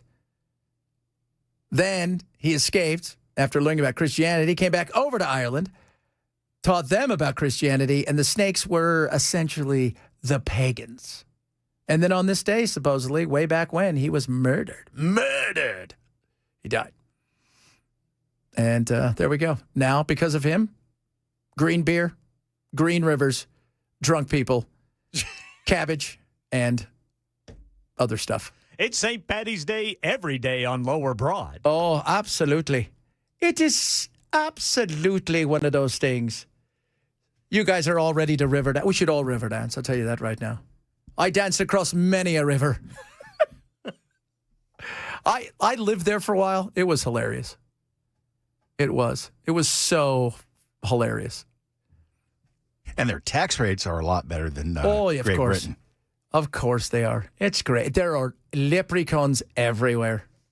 Lots of gingers. The whole island's a ginger. Def Leppard have lived as tax exiles in Ireland for 40 years. Well, it's a good place to go. And green vomit. That sometimes happened, yes, because old Seamus over there couldn't hold his stuff. Seamus and Liam, get over here right now. What wasn't Peter's ability to outdrink his relative? His father. How he knew that his father was his father. That was it. So it's gorgeous. It's green. There's not a lot to do there. There's like 3 cities and then sheep and lots of green. Yeah, but you go to the pub every day. All the time. That's it. That's why you blast over to Scotland and go hang out with the Highlanders. Yes, of course. Meaning the wizards. Yeah, the wizard fighters. We don't fight here in Ireland. No, that's the northern folks. They do. Hey, somebody wants to know about the fire, Freddy's fire, they're calling it, Kids Rock Place. That's still going? Let's see here. Now it looks like that's been cleared. Oh, there you go. Man, I hope they didn't get it in time, kid. Just in case your tax rate was so ridiculous that maybe on accident something happened. I'm not saying that would happen, but I'm also not saying it wouldn't happen. It's hard to be, like the Irish voice, which is incredible. And when you hear a lady, oh. Yeah, I love it. Oh, yeah. Hello there, Chad. You're like, hey, how's it going? All right, how you doing? You're nice. You're very nice. But I tell you what, man, I was over there. Went a lot to do over there. Or was it? I did radio over there. Yeah. And they have FM, AM, and then they have long wave. And long wave is like, so you could hear everywhere for the most part in England as well as Ireland and stuff. And the guy's like, you're going to be a pretty big star here. I'm like, I don't think there's anybody here but me. Right? And if you'll like yourself, you're going to pretty much capture the whole audience. Yeah, it's going to be fantastic. But he said, hey, be careful. And I'm like, of? I'm like, no, I don't, actually. I'd like to. Now I need to know. Is this a wolf thing? Oh, should I not be on the moors? I feel like I shouldn't be on any moors. But he said, the ladies, let's just say they don't want to be on the island. So don't let one get by the goalie, if you will. I'm like, oh. Oh, okay. Okay. Yeah, so there was that. But it's a beautiful place. Gorgeous, gorgeous, gorgeous place. Number 1 selling beer day for Guinness by far, but it's also in New York City, the biggest singular day they have when it comes to their bars. It's not it's not, a lot of people think it's New Year's Eve. It's not. It's this. And they're probably closed by 9 or 10 because everybody's hammered. Yeah. They've been drinking all day. Nobody went to work. Nobody went to work. Nobody's going to work there. Well, and a couple of lads can get into fisticuffs, and then the friends afterward. Oh yes, they're pugilant. You want to fight me? You do. You want to fight me? Do you? Put their hands up. I'll take you on right now. One of my favorite episodes of The Big Valley. I don't know if you guys ever saw it. I love The Big Valley. Was when the Irish farmers apparently encroached on their property. And the leader of the Irish clan had to fight Nick. That's right. I'm a pugilist. And he whipped Nick's ass. Was Nick Lee Majors? No. I can't remember that Nick actor's was, name. God, he's still alive, too. I think so. Nick Barkley was played by Peter Beck. Yeah, and Lee Majors' character wasn't a Barkley. He was, but he was kind of a bastard. Oh, okay. Remember that there? I'm not saying that like I want to be mean to him. I'm just being 100% honest. He was a little bit of that. And you meant it, did you? Because Mr. Barkley, when he went out of town, sometimes he wasn't looking at Victoria. He was looking at somebody else's britches. Oh, Lord. So if you'd like to have some fun here with the Irish, because who doesn't love the Irish? Are fantastic people. Let's go over some things that maybe you're not quite sure what it means if you ever hear these things from the Irish, because they've got a lot of fun sayings, right? Because they're the Irish. I remember, because we always have these slang sayings, and, but they've got a lot of fun stuff, too. Like, here's one for you guys. Are you ready for what's the crack? And I'd be like, well, let me tell you about crack. Different kind of crack. No, what's the crack is... It is fun, enjoyment. Like, what's going on? Like, what's the crack, man? What's going on there? What's the crack? I like that. Away with the fairies. Right? And that's for somebody who's not living in reality. Okay? This one's cool. Acting the maggot. Right? That's when you're acting a fool. Oh. On me, Todd. What? That means on my own. What are you doing? I want to be Todd. Leave me alone there, you fool. That's crazy. Look at the state of you, which I remember. I've been out with some of my friends when I was in England. Jimmy, look at the state of you. You're an absolute drunk as can be. You don't even have the same shoes on. Whose pants are those? So it's like saying you're a mess? Yes. Just absolutely a hot mess. As happy as Larry. And I'm assuming Larry happens to be maybe... I don't know, a leprechaun. Happy as Larry. So that's somebody who doesn't care. They got no concerns in life. They're living life good. And they just got a smile under. I wish I was as happy as Larry. I was happy. What's the story horse? Story horse. So what's up? So if I go to Bell and go, what's the story horse? I mean, what's up, dude? Oh, I could say that, right? You're like, what? Huh? Sure, you know yourself means... You understand. It's up to you. Do you want to do this? Sure, do you know yourself? You can do it. Oh, look at that there. Now, this one's cool. This one I heard a lot when I was over there. Suffering from a double dose of original sin. Means you're mischievous. Oh, I thought you were going to say your wife is ruining your life. No. The double dose of sin means just maybe you got yourself into a little bit of trouble. Not just kind of trouble. Jimmy got drunk, and the next thing you know, he took off with that girl. His wife's going to be mad. So there is, this one's cool. May the road rise up to meet you. Yes, You've heard that song? May the road, yeah, that one right there. It's a blessing, right? Especially at Catholic weddings. A lot of Catholics over there. I don't know if you're aware of that. Compared to the Celtic Christianity, it's different, but these are just all fun sayings here. Guys, we want to keep you, just getting all this. What is I am Begara? Isn't that Irish? Kind of an Irish slang or something? Yeah, it is. God, what is it? I got to look that up. I don't even know how to spell it. Yeah, I am Begara. I am Begara. Deleria and excria means delighted and excited. You're like, what? What are you talking about? Chancer, right? a chancer is like, oh, there's Jimmy over there. You better watch out. He's a bit of a chancer. What's that mean? Well, it means that Jimmy might do something that's stupid because Jimmy likes to take chances. Oh, Bigora is like saying goodness. Yeah. Oh, Bigora to you. Or well now.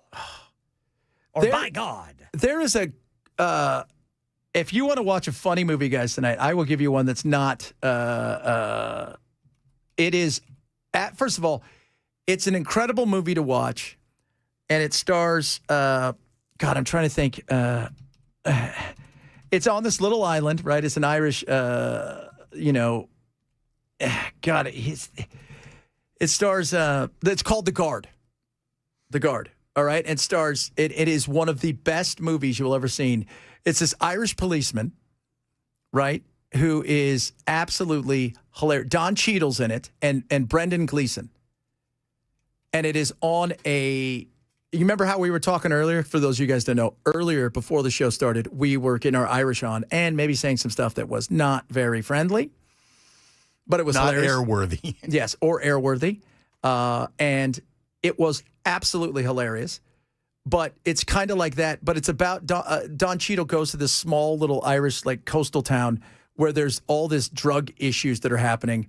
And Brendan Gleeson, who's a great actor, is this hilarious cop who is just racist and awful and hilarious because he's not really racist. He's Irish. I can't be racist. I'm Irish. Right. You know?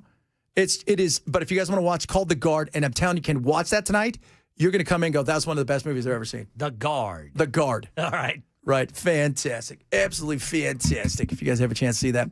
So now you guys know. And Bloody. Yes, Bloody is something they definitely use. Oh, they're into that. Yeah. So... You don't want to mess with that Irish mob. So no. But and it's weird because Bloody, we don't care what it is, right? Like that doesn't mean anything to us. Right. Fanny also doesn't mean anything to us. But it does to them. To them, it means the whoo-hoo. And Bloody is like saying the F-bomb. It's really weird. It's kind of an odd thing. Heath Barkley. Yes, that's right. That's what Heath Barkley. Heath Barkley. Heath Barkley. So tonight's going to be fun, but you got to be safe out there, all right? We want you guys to be safe because there's a lot of chaos, and this is a lot of times amateur hour. Oh, yes. And you don't want that, right? You don't want amateur hour. People have been drinking all day. I'm sure Broadway's sideways right now already. I'm sure it is. So I am sure it is. So, it's going to be, it's interesting, because I don't, like New York is crazy. Boston is nuts. Chicago I think Chicago might be the craziest for the Irish. As far as just the whole, like. Really not Boston? Boston is kind of crazy, but I think the thing about Chicago is it's throughout all of Chicago. Where I think New York and there's certain areas that it happens at, but I think that's, and the River's Green. Come on. Yeah, if you're dying the River Green, there's something wrong with you and you're pretty dedicated. Yeah. Got to watch the Boondock Saints. I tell you, Boondock Saints is great. Watch The Guard. You will absolutely love this movie because it is hilarious. And you fall in love with Brendan Gleeson, and he is truly hilariously awful because he's just completely doesn't understand, like the regular world. It is so, but he's a brilliant cop. It's amazing. So if you have a chance, watch The Guard tonight. Father Ted's another great show. All right, coming up, it's Tuesday. You know what that means? A little hot take on this Tuesday. Oh, I bet it does, Chad. Chad Benson, Super Talk, 99.7.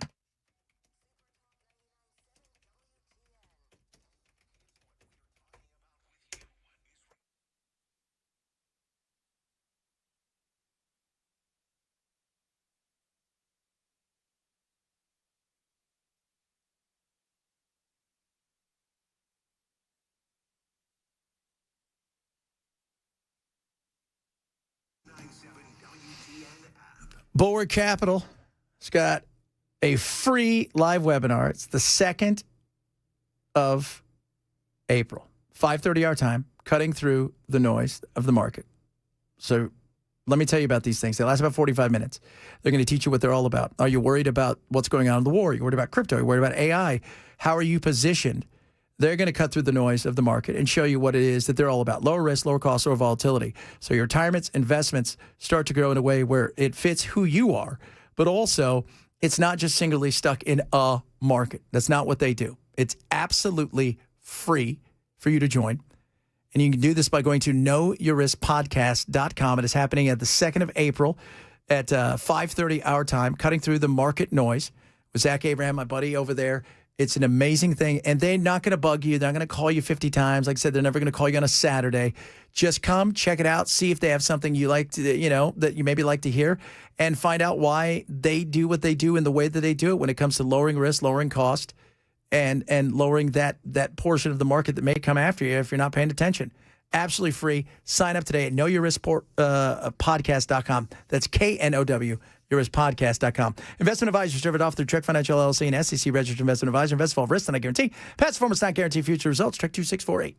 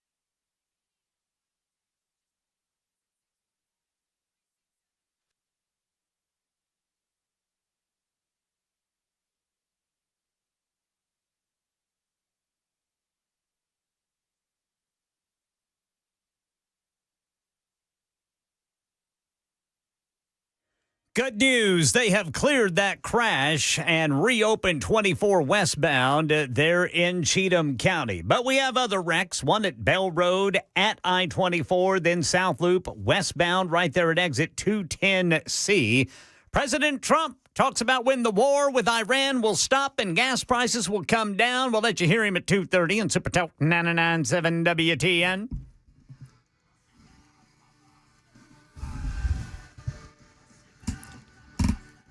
You can't have a party without the Dropkick Murphys. I feel like this is one of those things. They're a punk band. They're Irish. But they use a fiddle. They do use a fiddle. It's an electric fiddle. Paul would not say that was good, but he can't help us. And they are punk rock big time. And this is their jam, the Dropkick Murphys. That's Shipping Off the Boss. That was their big hit. It was a massive kind of still. It's like one of those ones where that probably makes them $500,000 a year just because it's in like 50 commercials. But oh man, I gotta have the Dropkick Murphys on a day like today. You do. And you know what else you have to have? Hot take Tuesday. Oh yes, little hot take Tuesday. I'll start with this one. I'm going to tell you guys this here. No, pasta is not a salad. That's stupid. Pasta is not a salad. Stuff can't be. You know what salad? Like salad stuff. Grass. Like, yeah, lettuce, some cabbage, right? Maybe a little bit of radish or whatever. Cheese? Cheese. You can throw. I'm fine with that. Bacon bits? But of course, come on now. Because you can put chicken on it and stuff like that. You can make it a salad.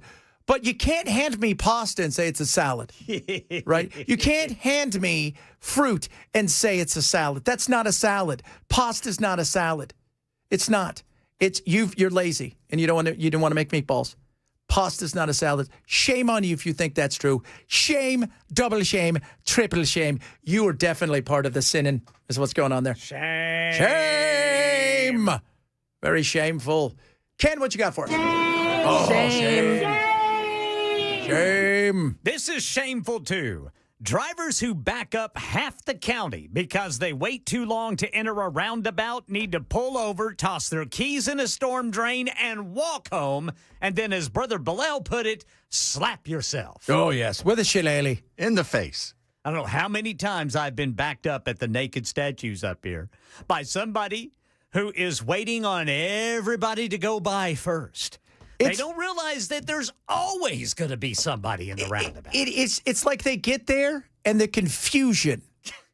And you guys remember, somebody said earlier, remember European Vacation? Look, kids, big band parliament. You just get stuck in the roundabout all day. Yeah. That's basically what happens to several. I've seen people do full circles. And I thought, wow, you have no idea what's going on, do you? You're confused. Just let it happen. By the way, there's nothing we can do for you. Like Ken and Bell said, pull over. Lock your car, throw away your keys. Someone will come help you. Make sure you put out an Amber Alert on yourself. Yeah. No doubt about that. Bell, what do you have for us? Vacations that you have to travel to or travel for are more stressful than they're worth. I would rather sit at home on the couch watching Andy Griffith reruns. Before the MASH reruns. And then back to Andy Griffith. Oh, wow. Before the MASH reruns. Very interesting. Yes. I love a good vacation. I love taking some time off, relaxing, spending time with my family. I don't even mind driving a few places, but when you really go on vacation, you take the family, there's a lot of stress that goes with it. While you're making the memories of those 4 or 5 days, you're making memories sandwiched between the 2 or 3 days building up to traveling to wherever the hell you have to travel. That's right. And then the getting back part. And then knowing that the minute you get back, you may have a day to rest before you have to go back to work. It's hell. It is. It's hell. It absolutely is, man. Oh. Worst vacation I ever came back from was about 3 years ago. I had to have hernia surgery. Oh. It was already a hectic vacation. And got back, got sick, went to the clinic, and they said, oh, you've got a couple of hernias. Well, lucky you. So you went on vacation, got had 2 hernias, came back, and then you had to. How much time were you off? Well, I was off for an entire week. And what happened is I already had a hernia. I knew about it. We were kind of watching it, but then I tried to lift a bag of sand. Oh, don't do that. And I immediately regretted it. I thought, ooh, that didn't feel right. No. But sure enough. That feels like it's a bit of a pop. But you talk about with kids. I remember with kids, man, especially young ones. Whew, man, there's just a lot. There's so much preparation. And then we, for so long, like you talked about, we would come back the day before we had to go Yeah, back you can't to do work. that. You cannot do that It's to just a yourself. disaster. It is. You got to give yourself, you take off a Thursday, right? So if you're leaving on Saturday, you take off a Thursday, right? And that way you've got Thursday, Friday to prep. Saturday you leave. It's stressful. You get there by Monday. Everything's good. Monday, Tuesday, Wednesday, Thursday. Fly home Friday because just chaos at that time.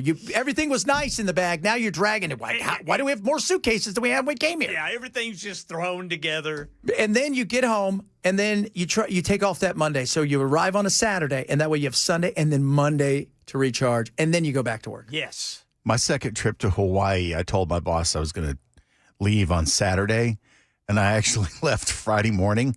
And she called me like around, I guess it would have been 4 her time or 3 her time. And I was in San Francisco waiting for my connection.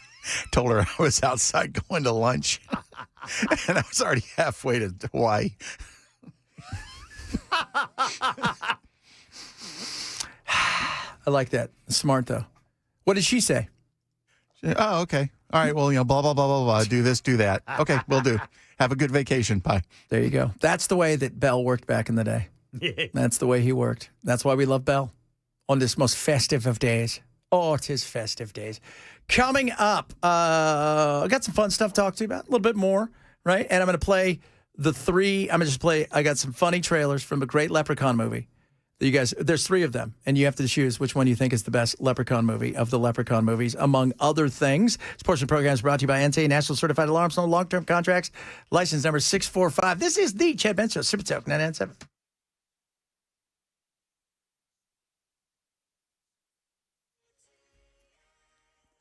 I'm Ken Weaver with your top stories. Got the full forecast in 5 minutes. Operation Epic Fury update. President Trump, while hosting the leader of Ireland, was asked when the war will stop and gas prices are going to come down. Excursion to take care of nuclear weaponry in the hands of maniacs. But other than that, in a couple of weeks, and won't be much longer, it's moving along fast. Meanwhile, Director of National Counterterrorism Center Joe Kent resigned today. He put in his resignation letter, Iran is not an immediate threat to the U.S., and he thinks the president was tricked by Israel and some members of the media into thinking victory will be swift. Attorney General Pam Bondi has been formally subpoenaed by the U.S. House Oversight Committee to testify about the Justice Department's handling of files related to convicted sex offender Jeffrey Epstein. The subpoena, issued by committee chair James Comer, requires Bondi to sit for a deposition on April 14th. And new federal findings reveal what critical safety systems were missing inside the Accurate Energetic Systems building before the deadly explosion in McEwen. Federal investigators say the building had no sprinkler system or deluge fire suppression in place. About 23,000 pounds of explosive material detonated, destroying the structure, killing 16 employees. Investigators say they're continuing to examine AES's safety procedures and production processes. And the man behind an 80s radio classic is lending his song and its phone number to a cancer support hotline. Everybody knows that song. It's the number 3 password in the world. Tommy Two-Tone is putting Jenny's number to good use. Anyone who calls the cancer support community at CSC 867-5309 will get support, information, and personalized guidance. I don't know why it resonates so well. I figured it would be here for 6 months and then everybody be into the 70s or the 90s. Lead singer Tommy Heath swears there was a real Jenny. That was her parents' number, and he still speaks with her. Wayne Cabot, ABC News. That's the latest news. Weather's next. I'm Ken Weaver, WTN News.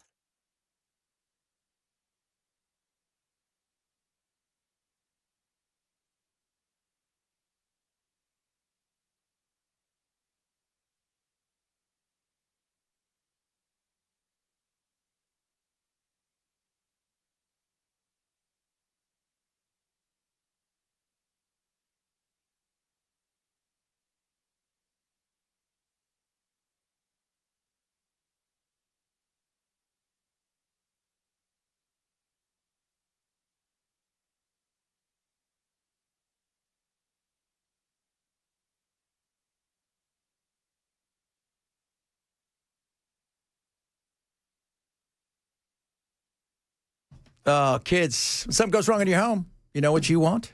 You want somebody who shows up fast, fixes right, treats your family amazing, like they are family. That's Busy Bee Plumbing, Heating, and Cooling. Now, they are your trusted pros, total home comfort. And right now, perfect time to upgrade. So when you purchase a 16-SEER high-efficiency HVAC system or a whole home repipe, either of those, they're going to give you, Busy Bee, a Yeti Tundra 45 cooler absolutely free. That's right. Yeti cooler free, but that's this month only. On top of that, they got TVA rebates, tons of them available. But here's the thing. So you go, you get a tune-up, unit replacement, and you're like, okay, great, I got these rebates. Don't worry. The frustration of you having to do any of the work, they're going to handle it all for you, all the paperwork, no hassles, no headaches. And they've got Beehive Club membership right now.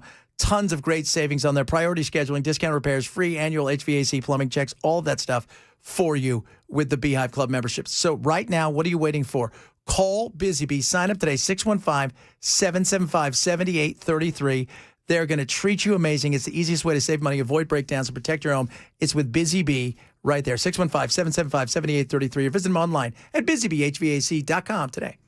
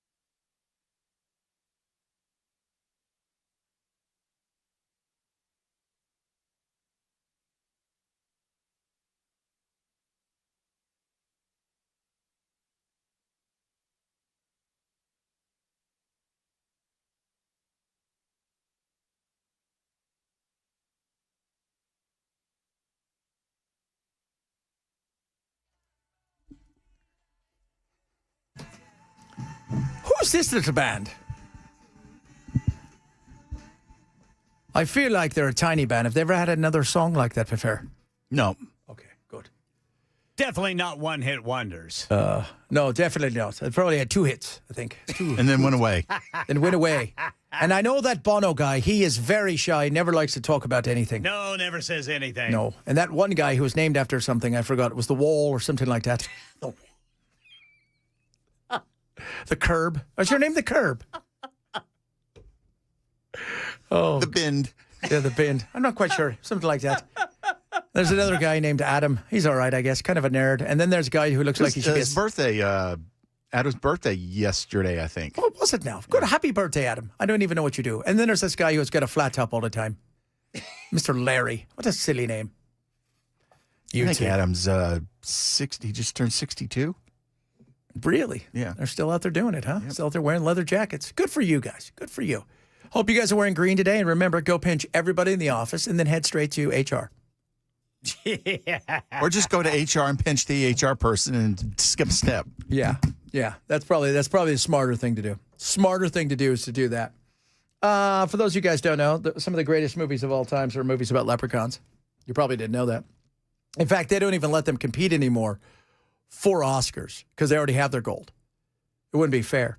But there are 3 great leprechaun movies starring Warwick Davis.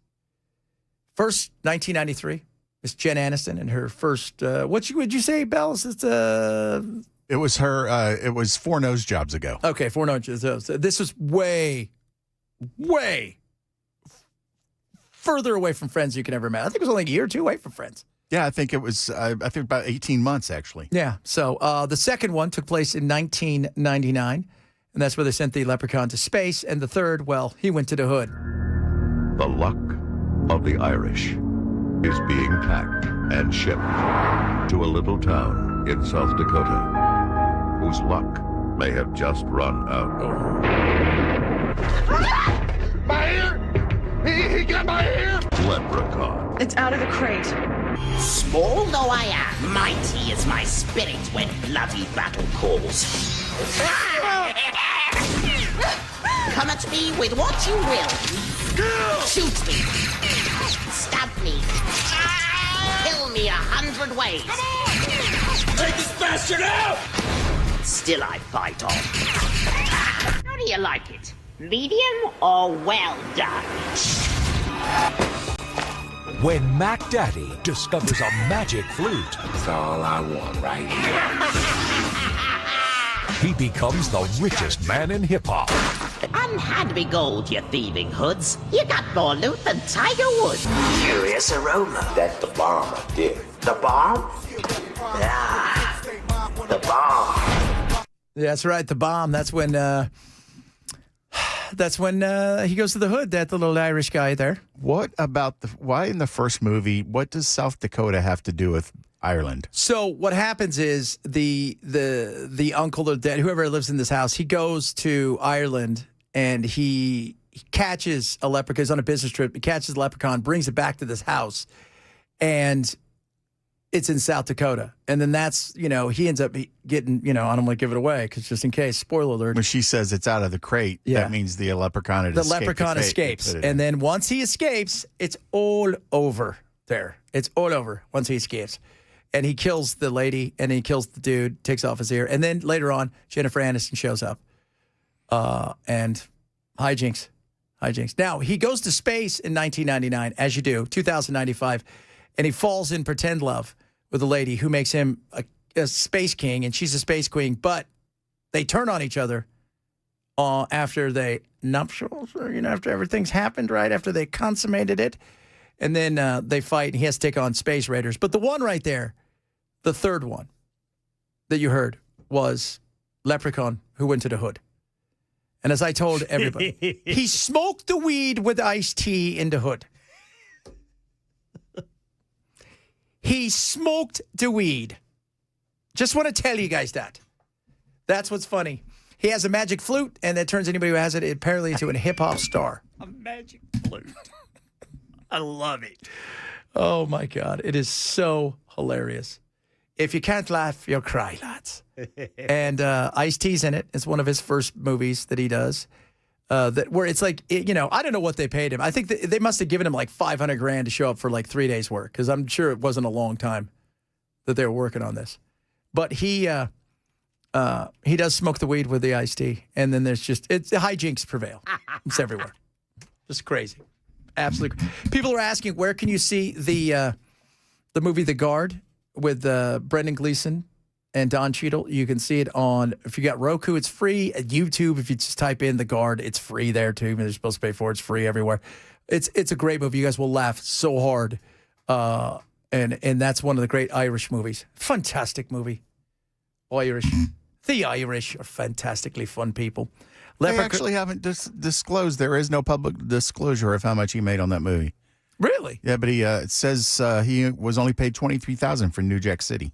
Yeah. Because that was like probably one of his first roles. I think so, yeah. So, you're probably not getting a lot. You're there for 6 weeks, $23,000. Back then it was probably $50K. He wrote the theme, though, and that got a ton of radio play. He probably so I'm made sure some bank made some off coin that. off that. Probably made some coin off that. Leprechaun 3, where he goes to Vegas, is the best, says Nelson. Yeah, that's a pretty good one, but he went to space. You know who else went to space was Jason. We talked about that yesterday. Went straight to space. His little mask. But, these are just fun things, guys. All right, we like to have fun here. By the way, tomorrow's One Hit Wonder Wednesday. I am the belt holder. So you guys still have time to get your one-hit wonders in. You can do it all. You can tweet at us, at Chad Benson Show. If you want to tweet at Bell, if you want to tweet at any of us, you want to tweet at the station about what your one-hit wonder is for tomorrow. That way we can surprise you, and then I can win again. The number is 615-737-9986. That's right. That's the one you do right there. That is the one you do. Fantastic. Oh, so fantastic right there. I can't believe it. Are you now? So corned beef and cabbage, which is something Yes, that sir. the Irish don't really do, but whatever. Are you doing that tonight? Nah. No, I'm not doing that tonight. My mom would do it tonight. I forgot about it. Smart. Otherwise, I would. You're smart. I I'm like doing chicken corned beef. fingers. You like, corned beef is one of those, it's got to be done right. Well, it cannot be dry. No. It has got to be moist. Yeah, moist. So what the hell does corn have to do with beef? I don't know. Maybe that's what they fed the cows. Let me tell you something about that, okay? First of all, it's what the leprechaun's like. And for those of you guys who want to know, I wonder how much gold the leprechaun... First of all, our gold is never ending. But just to give you guys a little, of the lore of this, if you were to capture, say, a leprechaun. A leprechaun, right? Kind of like this. You guys remember this? Curiosity leads to large crowds in Mobile's Crichton community. Many of you bringing binoculars, camcorders, even camera phones to take pictures. To me, it look like a leprechaun to me. All I gotta do is look up in the tree. Who else seen the leprechaun say yeah? So if who else see the leprechaun say yeah, a leprechaun, if he has his big giant pot with him, that's $1.25 million based on today's value of about 250 coins. Troy ounces. So there you guys go. There you guys go. Oh, well. Yeah. What is pastrami? It is. Is that Irish? Well, no. No, that's Italian. Yeah. What do you mean, what is pastrami? I've never had it that I It's know. actually It's sausage, isn't yeah, it? it's well, no, it's smoked beef. Oh, okay. But it's actually, I think, Romanian. What makes it pastrami? Why is it just sliced beef? But it's the way that they do it. Is it beef brisket? It's brined, partially dried, seasoned with herbs, spices, old herb, smoked and steamed again, kind of like corned beef. That sounds like a waste of pot. Yeah, could be. I don't know. I've never been a huge pastrami fan. I've not. What's the place that everybody goes? Isn't there some famous place? Is that in Philly? No, I've always referenced it to New York delis. Yeah, well, there's always that too. I've never been. I'm not a huge corned beef fan. I've never been a massive corned beef fan. My mom would always do it because she thinks it was funny. Because she thinks, and like tonight, I still have little brothers and sisters who live at home. For those of you guys who don't know, my nieces and nephews have been adopted, but they will have corned beef and cabbage absolutely tonight because my mom thinks that's what you do. Right? So we're all having it, no matter how bad it tastes. What about the Irish whiskey? No, those kids don't need any whiskey. Oh, speaking of that, I was going to tell you guys, speaking of, so are you ready for this, Ken? Yes, sir. Charlie's been up for like 35 hours. Goodness. Mm-hmm. Charlie got into your Coke stash. She was wired. I came out this morning and I did my, I said, I can't believe you guys are still up. She goes, yeah. Charlie's like, Dad, we're having fun. I'm like, okay, whatever. And then I go do my show and then I come down to take the dogs down. And normally they're resting at that time. Nope, she's wide awake. She's like, hey, Dad. She goes, I pulled an all-nighter, Dad. I'm like, what are you going to do at that point in time? She's like me. She just does it. She's got that gene. She is her daddy's daughter. She is her daddy's daughter. There's no doubt about that. All right, coming up, we're going to wrap up the show. We got Matt in here. Remember, get your one-hit wonders in for tomorrow for One Hit Wonder Wednesday. Matt, straight ahead. This is the Chad Benson Show, Super Talk 99.7.